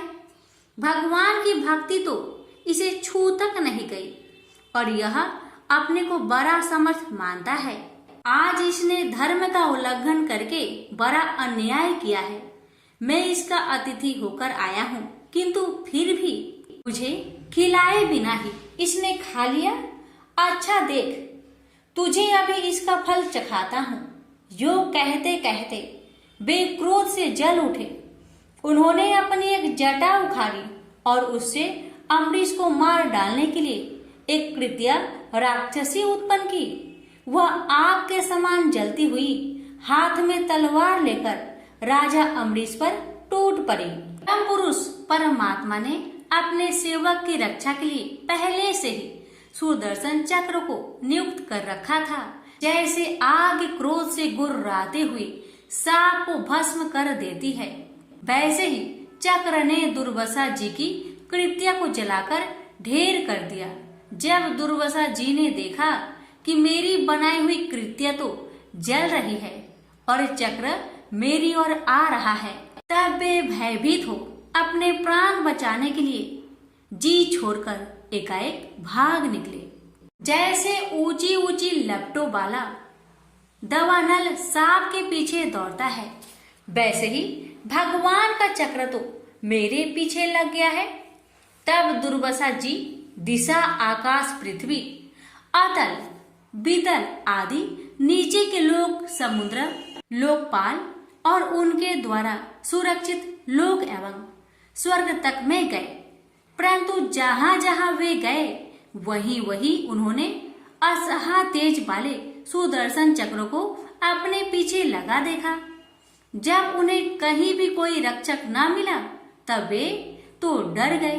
अपने प्राण बचाने के लिए वे देव शिरोमणि ब्रह्मा जी के पास गए और बोले, ब्रह्मा जी, आप स्वयंभू हैं, भगवान के इस तेजोमयी चक्र से मेरी रक्षा कीजिए। ब्रह्मा जी ने कहा, दुर्वासा जी, मैं शंकर जी, दक्ष, भृगु आदि, प्रजापति, भूतेश्वर आदि सब जिनके बनाए नियमों में बंधे हैं तथा जिनकी आज्ञा सिरोधार्य करके हम लोग संसार का हित करते हैं, उनके भक्त के द्रोही को बचाने में हम समर्थ नहीं है। जब ब्रह्मा जी ने इस प्रकार दुर्वासा को निराश कर दिया तब भगवान के चक्र से संतप्त होकर वे कैलाशवासी भगवान शंकर की शरण में गए। शंकर जी ने कहा, दुर्वासा जी, जिनसे पैदा हुए अनेकों ब्रह्मांडों में हमारे जैसे हजारों चक्र काटते हैं। यह चक्र उन्हीं विश्वेश्वर का शस्त्र है। यह हम लोगों के लिए असह्य है। तुम उन्हीं की शरण में जाओ, वे भगवान ही तुम्हारा मंगल करेंगे। निराश होकर दुर्वासा जी श्री हरि भगवान के परम धाम बैकुंठ की तरफ में भागे। दुर्वासा जी भगवान के चक्र की आग से जल रहे थे। वे भगवान के चरणों में गिर पड़े। उन्होंने कहा, हे अच्युत्य, हे अनंत, आप संतों के एकमात्र इच्छित हैं। प्रभु, संपूर्ण जगत के जीवन दाता, मैं अपराधी हूँ, आप मेरी रक्षा कीजिए। आपका परम प्रभाव न जानने के कारण ही मैंने आपके प्यारे भक्त का अपराध किया है। प्रभु, आप मुझे बचाइए। श्री भगवान ने कहा, दुर्वासा जी, मैं सर्वथा भक्तों के अधीन हूँ। मुझ में तनिक भी स्वतंत्रता नहीं है। जो भक्त स्त्री, पुत्र, गृह, गुरुजन, प्राण, धन, इहलोक और परलोक सबको छोड़कर केवल मेरी शरण में आ गए हैं, उन्हें छोड़ने का संकल्प भी मैं कैसे कर सकता हूँ? इसमें संदेह नहीं कि ब्राह्मणों के लिए तपस्या और विद्या परम कल्याण के साधन है, परंतु यदि ब्राह्मण उद्दंड और अन्यायी हो जाए तो वे ही दोनों उल्टा फल देने लगते हैं। दुर्वासा जी सुनिए, मैं आपको एक उपाय बताता हूँ जिसका अनिष्ट करने से आपको इस विपत्ति में आना पड़ा है।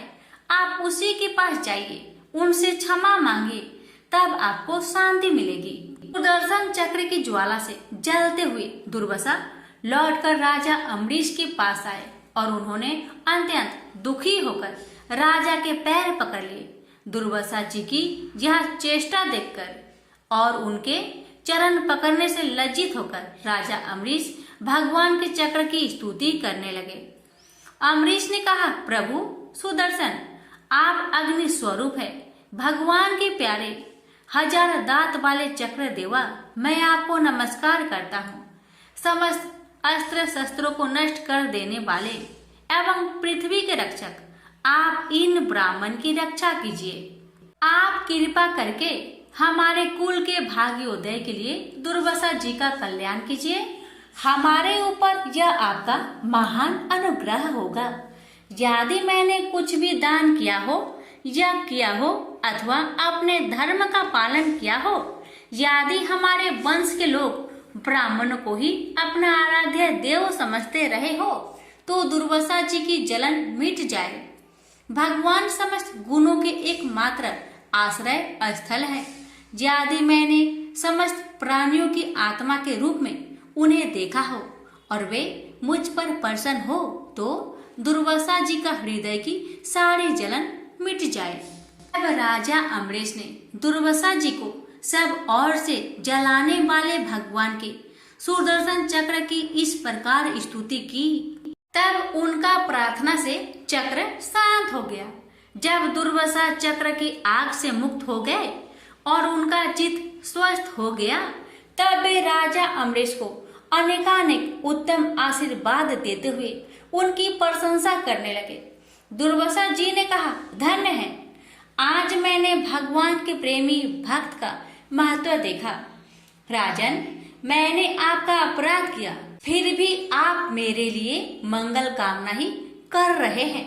महाराज अम्बरीश, आपका हृदय करुणा भाव से परिपूर्ण है। आपने मेरे ऊपर महान अनुग्रह किया। अहो, आपने मेरे अपराध भुलाकर मेरी रक्षा की है। जब से दुर्वासा जी चक्र से जीवन रक्षा के लिए भाग रहे थे, तब से राजा अम्बरीश ने भोजन नहीं किया था। वे दुर्वासा जी के लौटने की राह देख रहे थे। अब उन्होंने दुर्वासा जी के चरण पकड़ लिए और उन्हें प्रसन्न करके विधि पूर्वक भोजन कराया।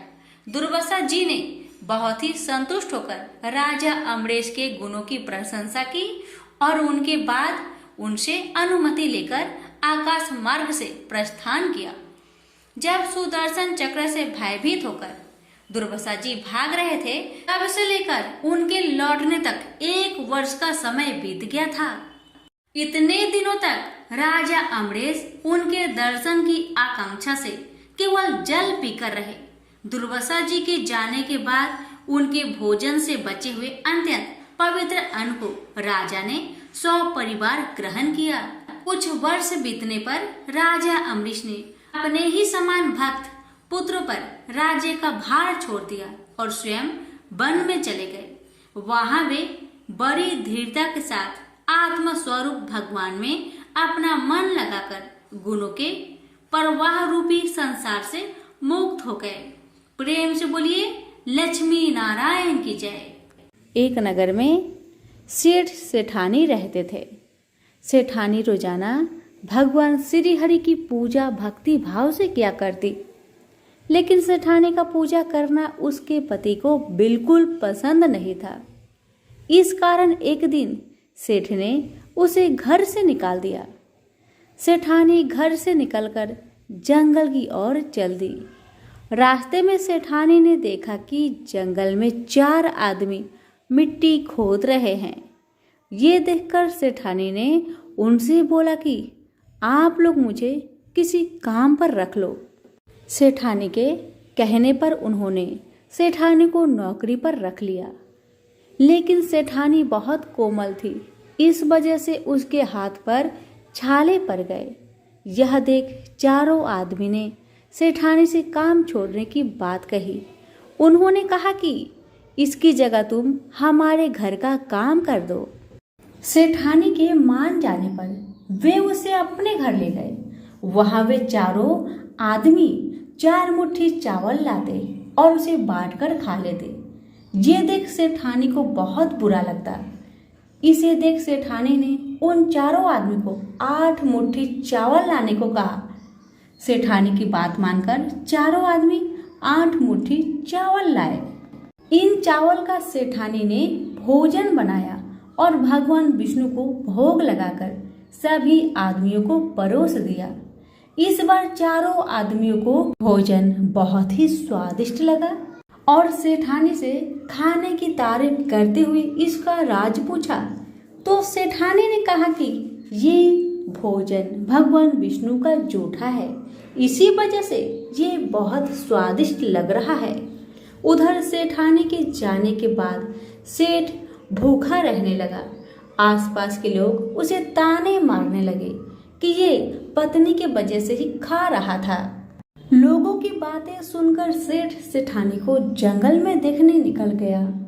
रास्ते में उसे वही 4 आदमी मिट्टी खोदते हुए दिखाई दिए। सेठ ने उन्हें कहा, तुम मुझे काम पर रख लो। तब चारों आदमी ने उसे भी काम पर रख लिया, लेकिन सेठानी की तरह मिट्टी खोदने से सेठ के हाथों में छाले पड़ गए। ये देखकर उन्होंने सेठ को भी घर का काम करने की सलाह दी। सेठ भी उनकी बात मानकर उनके घर चल दिया। घर पहुंचकर सेठ ने सेठानी को पहचान लिया, लेकिन सेठानी घूंघट में होने के कारण सेठ को पहचान नहीं पाई। हर दिन की तरह इस बार भी सेठानी ने भगवान श्री हरि विष्णु को भोग लगाकर सभी को खाना परोस दिया।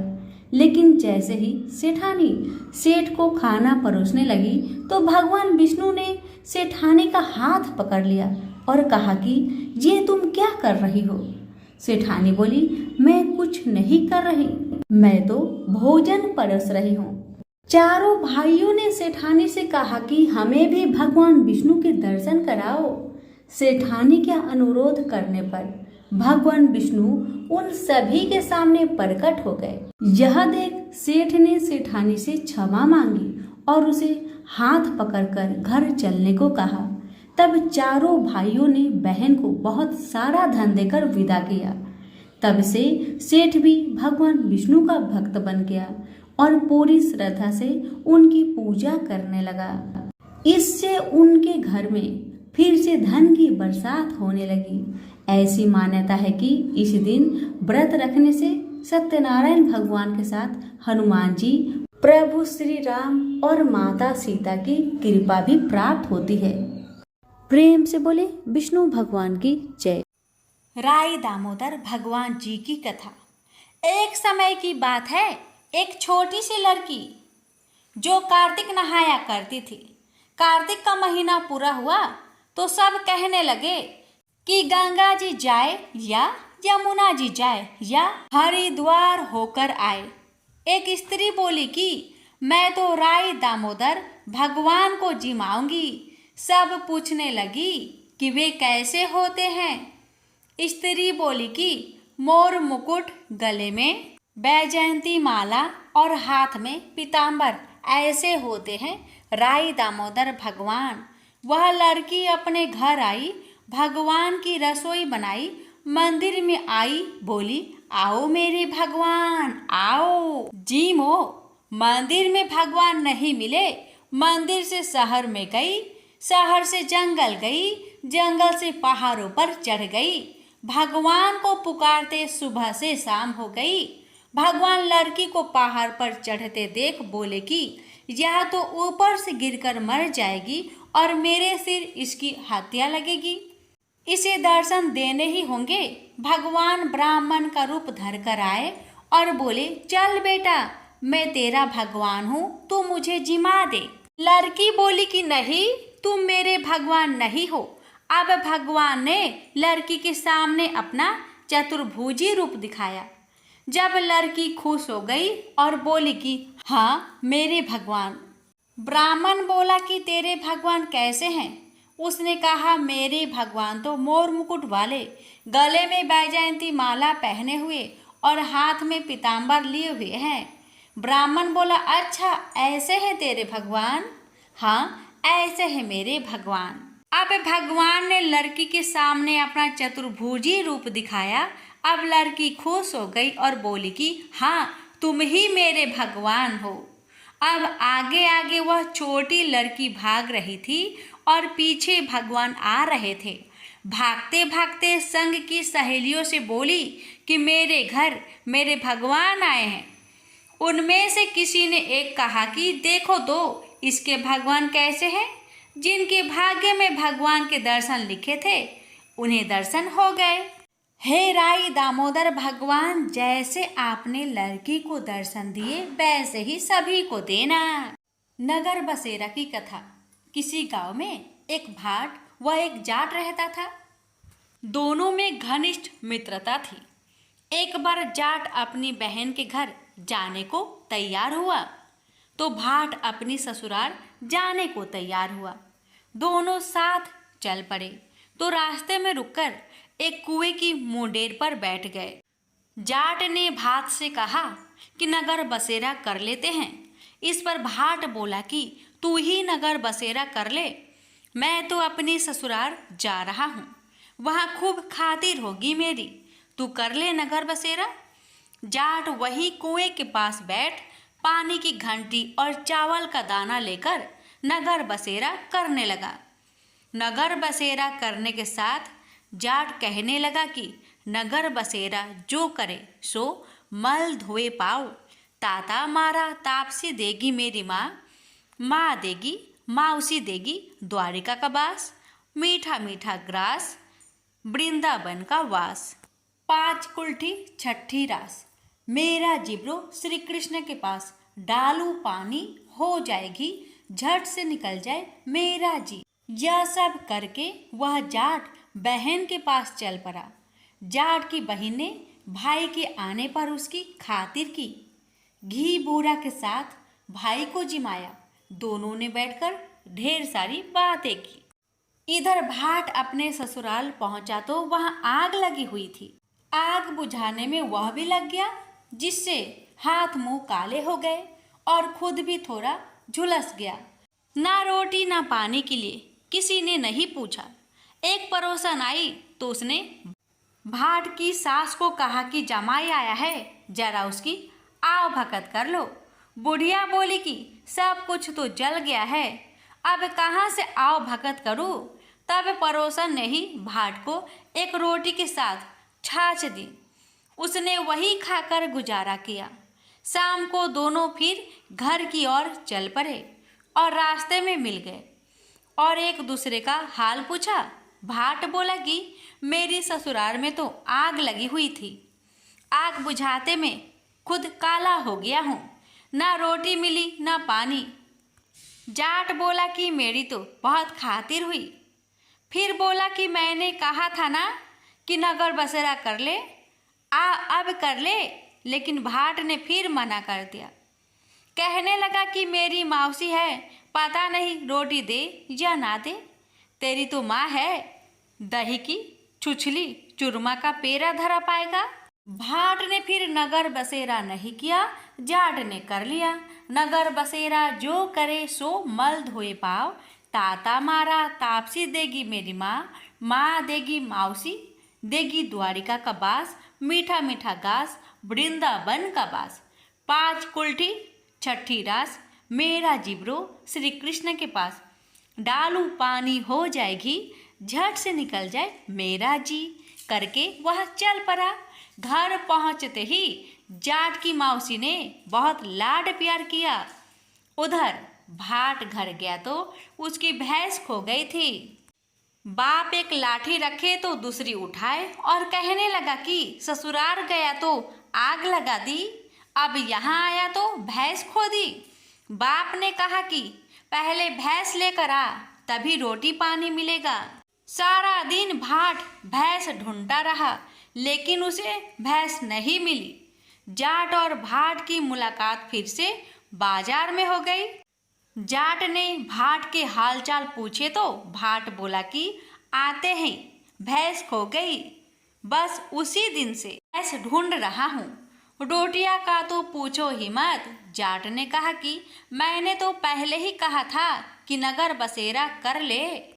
जाट की बात सुनकर भाट बोला कि तेरे नगर बसेरे में इतनी ताकत है तो चल अब कर लेते हैं। दोनों ने बैठकर नगर बसेरा किया। नगर बसेरा जो करे सो मल धोए पाव, ताता मारा तापसी देगी माँ, माँ देगी मौसी देगी, देगी द्वारिका का बास, मीठा मीठा घास वृंदावन का बास। 5 कुल्ठी छठी रास, मेरो जिब्रो श्री कृष्ण के पास, डालू पानी हो जाएगी, झट से निकल जाए मेरा जी। दोनों के नगर बसेरा करने पर भाट जैसे ही आगे बढ़ा तो उसकी खोई हुई भैंस मिल गई। से लेकर घर पहुंचा। घर पहुंचते ही माँ ने कहा कि लड़के को आते ही घर से निकाल दिया, सारे दिन ये भूखा प्यासा भटक रहा है। यह कहकर उसकी माँ ने उसको खूब खिलाया पिलाया। इस घटना के बाद सारे नगर में ढिंढोरा पिटवाया गया कि कार्तिक में सब कोई अपने पीहर या सासरे आते जाते समय नगर बसेरा करे। जैसे भाट को नगर बसेरा करने का फल मिला, वैसे ही हे भगवान आपकी कथा कहने वाले सुनने वाले सभी भक्तों को मिले। एक बूढ़ा ब्राह्मण था। वह रोज पीपल को जल से सींचता था। पीपल में से रोज एक लड़की निकलती और कहती, पिताजी मैं आपके साथ जाऊंगी। यह सुनते सुनते बूढ़ा दिन व दिन कमजोर होने लगा। तो बुढ़िया ने पूछा कि क्या बात है।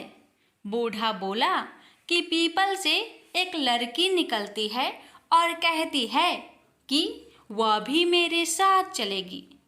बुढ़िया बोली कि कल ले आना उस लड़की को, जहाँ 6 लड़कियां पहले से ही है हमारे घर में, वहाँ 7वीं लड़की और सही। अगले दिन बूढ़ा उस लड़की को घर ले आया। घर लाने के बाद बूढ़ा ब्राह्मण आटा मांगने गया तो उसे पहले दिनों की अपेक्षा आज ज़्यादा आटा मिला था। जब बुढ़िया वह आटा छानने लगी तो लड़की ने कहा कि लाओ माँ मैं छान देती हूँ। जब वह आटा छानने बैठी तो पारात भर गई। उसके बाद माँ खाना बनाने जाने लगी तो लड़की बोली कि आज रसोई मैं जाऊंगी। तो बुढ़िया बोली कि ना तेरे हाथ जल जाएंगे। लेकिन लड़की नहीं मानी और वह रसोई में खाना बनाने गई तो उसने तरह तरह के 36 व्यंजन बना डाले और आज सभी ने भर पेट खाना खाया। इससे पहले वह आधा पेट भूखा ही रहते थे। रात हुई तो बुढ़िया का भाई आया और कहने लगा कि दीदी मैं खाना खाऊंगा। बुढ़िया परेशान हो गई कि अब खाना कहाँ से लाएंगे। लड़की ने पूछा क्या बात है माँ। उसने कहा कि तेरा मामा आया है और रोटी खाएगा, लेकिन रोटी तो सबने खा ली है, अब उसके लिए कहाँ से लाऊंगी। लड़की बोली कि तू चिंता मत कर, मैं बना दूंगी। और वह रसोई में गई और मामा के लिए 3600 व्यंजन बना दिए। मामा ने भरपेट खाया और कहा भी कि ऐसा खाना इससे पहले उसने कभी नहीं खाया है। बुढ़िया ने कहा कि भाई तेरी पावनी भांजी है, उसी ने बनाया है। शाम हुई तो लड़की बोली कि माँ चौका लगा के चौके का दिया जला देना, कोठे में मैं सोऊंगी। बुढ़िया बोली कि ना बेटी तो डर जाएगी, लेकिन वह बोली कि ना मैं ना डरूंगी, मैं अंदर कोठे में ही सोऊंगी। वह कोठे में ही जाकर सो गई। आधी रात को लड़की उठी और चारों ओर आंख मारी तो धन ही धन हो गया। वह बाहर जाने लगी तो एक बूढ़ा ब्राह्मण सो रहा था। उसने देखा तो कहा कि बेटी तू कहाँ चली। लड़की बोली कि मैं तो दरिद्रता दूर करने आई थी, अगर तुम्हें दूर करवानी है तो करवा लो। उसने बूढ़े के घर में भी आंख से देखा तो चारों ओर धन ही धन हो गया। सुबह सवेरे सब उठे तो लड़की को ना पाकर उसे ढूंढने लगे कि पावनी बेटी कहाँ चली गई। बूढ़ा ब्राह्मण बोला कि वह तो लक्ष्मी माता थी, जो तुम्हारे साथ मेरी दरिद्रता भी दूर कर गई। हे लक्ष्मी माता, जैसे आपने उनकी दरिद्रता दूर की, वैसे ही सबकी करना। अटपट नगरी का एक गरीब ब्राह्मण लकड़ियों और घास के लिए हर रोज जंगल में जाया करता था। एक दिन उसने वहां वन देवियों को सूरज भगवान की पूजा करते हुए देखा। सूर्य नारायण के आह्वान का उनका अनुष्ठान अनूठा था। ब्राह्मण ने साहस जुटाकर उनसे पूछा कि ये क्या कर रहे हैं आप लोग। तब उन्होंने उत्तर दिया, यह सूर्य नारायण का अनुष्ठान है। ब्राह्मण ने कहा, मुझे भी इसकी विधि बताइए। तब वन देवियों ने कहा, नहीं, यह बहुत शक्तिशाली अनुष्ठान है। यदि हम तुम्हें सिखा देंगे तो संभवतः तुम अहंकारी हो जाओगे और इसे विधि पूर्वक न करोगे। ब्राह्मण ने वचन दिया, नहीं नहीं, मैं ऐसा बिल्कुल नहीं करूंगा। मैं विनम्रता पूर्वक संपूर्ण विधि का भली भांति पालन करूंगा। तब वन देवियों ने कहा, उसे अनुष्ठान की विधि समझाई कि रविवार को चंदन सार से सूर्य नारायण का चित्र बनाकर उसे पुष्प और फल अर्पित करे। उसके बाद 6 महीने तक हर रविवार को वह ऐसा ही करे। फिर उसके अगले 6 महीने गरीबों को दान करे। ब्राह्मण घर गया और रविवार से अनुष्ठान प्रारंभ कर दिया। उसके अनुष्ठान से सूरज भगवान बहुत प्रसन्न हुए। धन धान्य से ब्राह्मण का घर भर गया। उसे बहुत प्रसिद्धि प्राप्त हुई। एक दिन रानी ने उसे बुलवाया। राजमहल में जाते समय भय से उसकी टांगे कांप रही थी। रानी ने उसे बैठने को आसन दिया और सहृदयता से कहने लगी, डरने की कोई बात नहीं है। हमने आपको इसलिए बुलाया है कि हम चाहते हैं आप अपनी बेटियां हमें दे दे। ब्राह्मण सिसकते हुए कहा, मेरी बेटियां बहुत तंगी में बड़ी हुई है। राजवंश में उनके साथ चाकरों के समान आप व्यवहार करेंगे। रानी ने उसे आश्वस्त किया कि नहीं नहीं, ऐसी बात नहीं है, आप चिंता न करें, उनके साथ राजसी व्यवहार किया जाएगा। एक का राजा से विवाह होगा और दूसरी का मंत्री से होगा। ब्राह्मण ने खुशी खुशी रानी का प्रस्ताव स्वीकार कर लिया। शीघ्र ही विवाह हो गए और ब्राह्मण की बिटिया ससुराल चली गई। पूरे 12 बरस ब्राह्मण उनसे मिलने नहीं आया। वह अपने काम और काज में और अनुष्ठान में व्यस्त रहता था। अंततः 12 बरस बाद उसने बेटियों से मिलने की सोची। पहले वह बड़ी बेटी के पास गया। बड़ी बेटी राजा से ब्याही थी। बेटी ने पिता को रत्नजड़ित चौकी पर बिठाया, सुगंधित जल से उनके हाथ पैर धुलवाए और मिठाई परोसी। ब्राह्मण ने कहा, जलपान से पहले तुम मेरी कथा सुनोगी? पर बेटी ने कहा, नहीं बाबा, आज मुझे अवकाश नहीं। महाराज अखेट के लिए प्रस्थान करने वाले हैं, मुझे उनके खाने की व्यवस्था करनी होगी। ब्राह्मण को उसका व्यवहार बहुत अशिष्ट लगा। वह क्रोध होकर वहां से चल पड़ा। ब्राह्मण वहां से छोटी बेटी के पास गया, जो कि मंत्री से ब्याही गई थी। बेटी पिता को देखकर बहुत प्रसन्न हुई। बेटी ने उसे नक्काशीदार चौकी पर बिठाया, सुगंधित जल से हाथ पांव धुलवाए और उनके खाने के लिए मिठाई लेकर आई। ब्राह्मण ने कहा, बेटी, जलपान से पहले तुम्हें मेरी कथा सुननी होगी। बेटी ने कहा, हाँ अवश्य बाबा, कथा सुनकर मुझे प्रसन्नता होगी। यह कहकर वह घर के भीतर जाकर 6 मोती लेकर आई। 3 मोती पिता के हाथ पर रखे और 3 अपने हाथ में रखे। यह कथा ब्राह्मण ने आज से पहले किसी को नहीं सुनाई थी। उसने बेटी को बताया कि कैसे वह वन देवियों से मिला और कैसे उन्होंने उसे सूर्य नारायण का अनुष्ठान पूजन विधि बताया।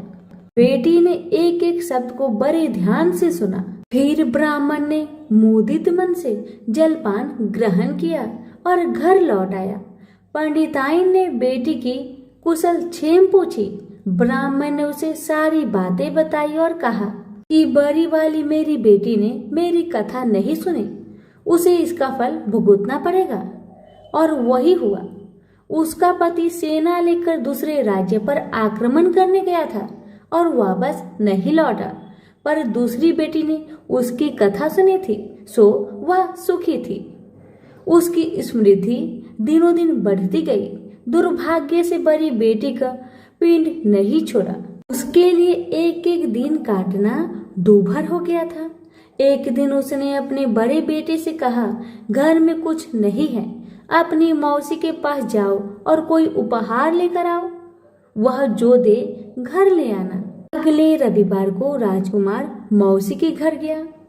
वहां वह तालाब पर गया और स्नान करने आई औरतों से पूछा, तुम किसके यहाँ काम करती हो? उन्होंने उत्तर दिया, हम मंत्री की पत्नी की दासियां हैं। राजकुमार ने कहा, अपनी मालकिन से जाकर कहो कि उनकी बहन का बेटा आया है। ये भी कह देना कि उसके कपड़े फटे हुए हैं, इसलिए वो उसे पिछले दरवाजे से महल के भीतर आने दे। दासिया उसे पिछले दरवाजे से भीतर ले गई। मौसी ने उसके नहाने के लिए सुवासित जल रखवाया, पहनने को नए कपड़े दिए और राजसी भोज करवाया। फिर उसने बेटे को मोहरों से भरा हुआ कद्दू दिया। वह चलने लगा तो मौसी ने कहा, इसे संभाल कर ले जाना, कहीं खोना मत। पर रास्ते में सूर्य भगवान ने माली के भेष धारण करके मोहर से भरा हुआ कद्दू चुरा लिया। वह घर पहुंचा तो माँ ने उससे पूछा कि मौसी ने तुम्हें क्या दिया? राजकुमार ने खाली हाथ दिखाते हुए कहा, जो भाग्य ने दिया वह कर्म ने छीन लिया, मौसी ने जो दिया वह रास्ते में खो गया। अगले रविवार को रानी ने दूसरे बेटे को भेजा। वह भी शहर के तालाब पर गया और नहाने धोने आई औरतों से पूछा, तुम कहाँ काम करती हो? औरतों ने कहा, हम मंत्री की पत्नी की दासियां हैं। अपनी मालकिन से कहो कि उसकी बहन का बेटा आया है। और उसे भी पिछले दरवाजे से भीतर ले जाया गया। नहाने और नए कपड़े पहनने के बाद राजकुमार ने भोजन किया। वह चलने लगा तो मौसी ने उसे मोहर से भरी हुई खोखली छड़ी दी और बोली, इसे संभाल कर ले जाना, कहीं खोना मत। रास्ते में सूरज भगवान ग्वाले का रूप धरकर आए और उसकी छड़ी चुरा लिए। वह घर पहुंचा तो रानी ने उससे पूछा कि मौसी ने तुम्हें क्या दिया? राजकुमार ने खाली हाथ दिखाकर कहा, जो भाग्य ने दिया वह कर्म ने छीन लिया। तीसरे रविवार को रानी ने तीसरे बेटे को भेजा। वह भी सीधे तालाब पर गया। मौसी ने उसकी भी वैसे ही खातिरदारी की। उसे नहलवाया, कपड़े दिए और खाना खिलाया। चलते समय उसने उसे मोहर से भरा हुआ खोखला नारियल दिया और कहा, इसे संभाल कर ले जाना, खोना मत। रास्ते में राजकुमार कुएं की जगह पर सुस्ताने के लिए रुका। जैसे ही उसने नारियल जगत पर रखा, वह लुढ़क कर कुएं में गिर गया। छपाक। वह घर पहुंचा तो रानी माँ ने पूछा कि वह क्या लाया है। राजकुमार ने जवाब दिया, जो भाग्य ने दिया वह कर्म ने छीन लिया। चौथा राजकुमार गया, तभी वही हुआ। उसे मोहर से भरा हुआ कुल्हड़ मिला, जिसे सूर्य नारायण चील बनकर झपट ले गए। 5वें रविवार को रानी खुद गई और जाकर तालाब पर खड़ी हो गई। छोटी बहन उसे खुद लेने के लिए आई और पिछले दरवाजे से घर में ले गई। नहलाने के बाद बताया कि उसकी विपत्ति का कारण यह है कि उसने बाबा की कथा सुनने से मना कर दिया था। फिर उसने दीदी को पूरी कथा सुनाई। रानी ने बहुत ध्यान से कथा सुनी और रविवार व्रत करने तक बहन के पास ही रही और दोनों बहनें बहुत ही श्रद्धा भक्ति के साथ सूरज भगवान की आराधना करती। रानी का अनुष्ठान पूरा भी नहीं हुआ था कि उसके दिन फिर गए। उसे समाचार मिला कि वर्षों की युद्ध के बाद उसके पति विजयी होकर अकूट धन लेकर साथ लौट रहे हैं। राजधानी लौटते हुए राजा अपनी साली और बहू से मिलने के लिए वहां रुका। जब उसने सुना कि उसकी रानी भी यही है, तो उसे लेने के लिए उसने पालकी और कुछ दासियां भेजी।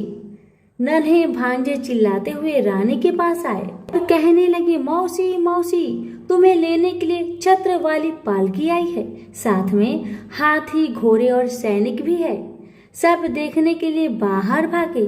बरसों की विरह और व्यथा के उपरांत राजा और रानी ने एक दूसरे का हालचाल पूछा। बहनों ने एक दूसरे को मूल्यवान उपहार और रेशमी वस्त्र दिए। अगले दिन राजा और रानी ने अपने राजधानी के लिए प्रस्थान किया। पहले पड़ाव पर जब खाना बन गया तो रानी ने राजा के लिए और अपने लिए थाल परोसे। तभी उसे बहन से सुनी हुई कथा याद आई। उसने नौकरों को आदेश दिया कि वे पास के गांव में जाए और किसी निर्धन को लाए जो भूखा हो। गांव में उन्हें ऐसा कोई नहीं मिला, पर वापस आते समय उन्हें एक भूखा लकड़हारा मिल गया। वे उन्हीं को रानी के पास ले आए। रानी ने 6 मोती निकाले, 3 लकड़हारे को दिए और 3 अपने हाथ में रखे। फिर रानी ने उसे अपने पिता और वन देवियों की कथा सुनाई। लकड़हारे का रोम रोम कान बन गया। कथा सुनते ही उसके गड्ढर की सारी लकड़ियां सोने की हो गई। उसने शपथ ली कि वह पूर्ण विधि विधान से सूर्य नारायण का अनुष्ठान करेगा, बिल्कुल वैसे ही जैसे वन देवियों ने ब्राह्मण को सिखाया था। अगले दिन राजा रानी ने दल बल के साथ फिर पड़ाव डाला। खाना बन गया तो रानी ने राजा के लिए और अपने लिए खाना परोसकर सेवकों को किसी निर्धन और भूखे को लाने का आदेश दिया। आज वे एक किसान को लाए जिसकी फसल मुरझा गई थी और कुआं सूख गया था। रानी ने 6 मोती निकाले, 3 किसान को दिए और 3 अपने हाथ में रखे। फिर उसने उसे अपने पिता और वन देवियों की कथा सुनाई। कथा संपूर्ण होने से पहले ही उसकी फसल फिर से हरी भरी हो गई और सूखे कुएं में पानी भर आया। वापस जाते समय उल्सित किसान ने शपथ ली कि वह संपूर्ण विधि विधान के साथ सूर्य नारायण का अनुष्ठान करेगा, जैसा कि वन देवियों ने ब्राह्मण को सिखाया था। तीसरे पड़ाव पर रानी ने एक बुढ़िया को सूरज भगवान की कथा सुनाई। बुढ़िया का बेटा जंगल में खो गया था, दूसरा तालाब में डूब गया था और तीसरा सांप काटने पर मर गया था। रानी की कथा सुनते ही बुढ़िया के तीनों बेटे एक एक करके पड़ाव पर आ गए। बुढ़िया खुशी के आंसू बहाते हुए वहां से गई। उसने प्रण किया कि वह सूरज भगवान की उसी विधि से आराधना करेगी जो वन देवियों ने ब्राह्मण को सिखाया था। चौथे पड़ाव पर रानी के चाकर एक हाथ पांव विहीन आदमी को लाए। उसकी आंखें इतनी कमजोर थी कि उसे मुश्किल से ही कुछ दिखता था। यहाँ तक कि उसका कोई नाम भी नहीं था। लोग उसे लोथ कहते थे। चाकरों ने उसे जब देखा तब वह मुंह के बल पड़ा था। वे उसे उठाकर पड़ाव पर ले आए। रानी ने उसे नहलवाया और नए कपड़े पहनने को दिए। फिर उसने 6 मोती निकाले, 3 लोथ के पेट पर रखे और 3 अपने हाथ में रखे। फिर उसने उसे अपने पिता और बंदेबियों की कथा सुनाई। अपाहिज आदमी ने पूरा श्रद्धा से कथा को सुना। कथा सुनते ही उसके हाथ पैर निकल आए और इसके आंखों की ज्योत भी लौट आई। वो भी जाते समय अति प्रसन्न होकर गया। उसने शपथ लिया कि वह सूर्य नारायण की विधि पूर्वक आराधना करेगा, जैसे कि बंदेबियों ने ब्राह्मण को बताया था। अगले दिन राजा और रानी अपनी राजधानी पहुंच गए। वे महल में भोजन करने के लिए बैठे तो सूरज भगवान स्वयं प्रकट हुए और उनके साथ भोजन करने की मनसा दर्शाई। राजन ने महल के सारे दरवाजे खुलवा दिए और अनेकानेक उत्कृष्ट व्यंजन बनाने का आदेश दिया। प्रत्येक पकवान को 6 अलग अलग खुशबुओं के साथ परोसा गया। सूर्य नारायण और राजा खाने के लिए बैठे। सूर्य नारायण को पहले कौर में ही एक लंबा वाल दिखा। वह क्रोधित होकर चिल्लाए, यह किस अधम स्त्री का वाल है? रानी भय से पीली पड़ गई।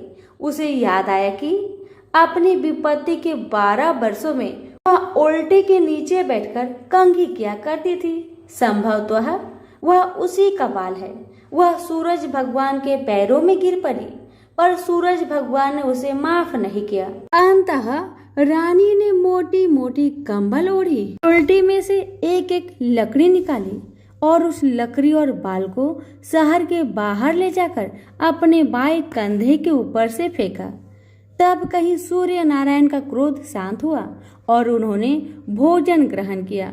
ब्राह्मण, राजा, रानी, उनके बच्चे, मंत्री की पत्नी, लकड़हारा, किसान, बुढ़िया और वह आदमी जिसे लोथ कहा जाता था, सभी को सूर्य नारायण की अनुकंपा से लंबी आयु मिली। जब तक वो जिए सुख से जिए। तो सभी प्रेम से बोलिए सूर्य नारायण की जय। कथा अच्छी लगे तो दूसरों को शेयर करना ना भूले। धन्यवाद। कार्तिक पूर्णिमा की व्रत कथा। पौराणिक कथा के अनुसार तारकासुर नाम का एक दैत्य था, जिसके 3 पुत्र थे, तारकाक्ष, कमलाक्ष और विधुनमाली। जब भगवान शिव के पुत्र कार्तिकेय जी ने तारकासुर राक्षस का वध कर दिया तो उसके तीनों पुत्रों ने बदला लेने के लिए दिन रात घोर तपस्या शुरू कर दी थी। उनकी तपस्या से प्रसन्न होकर ब्रह्मा जी प्रकट हुए और उन्होंने उन तीनों को वरदान मांगने के लिए कहा, तो उन्होंने अमर होने का वरदान मांगा। ब्रह्मा जी ये बातें अच्छे से जानते थे कि यदि इन्हें यह वरदान दे दिया गया तो वे अपनी शक्तियों का गलत इस्तेमाल करेंगे और सभी को परेशान करेंगे। इसलिए उन्होंने ये वरदान देने से साफ मना कर दिया। ब्रह्मा जी ने उनसे कोई अन्य वरदान मांगने को कहा, तो उन्होंने कहा कि उनके नाम का एक नगर बसाया जाए और जब भी कोई उनका वध करना चाहे तो सिर्फ एक तीर से तीनों का अंत एक साथ कर सके। इस पर ब्रह्मा जी ने तथास्तु कह दिया। वरदान प्राप्त करने के बाद तारकासुर के तीनों पुत्रों ने तीनों लोकों पर कब्जा कर लिया और उसने देवताओं पर अत्याचार शुरू कर दिया। उनके अत्याचारों से परेशान होकर सभी देवता भगवान शिव के पास गए और अपनी परेशानी बताई। तब महादेव ने विश्वकर्मा जी से एक रथ का निर्माण करवाया और उस पर सवार होकर तीनों का वध करने के लिए निकल पड़े।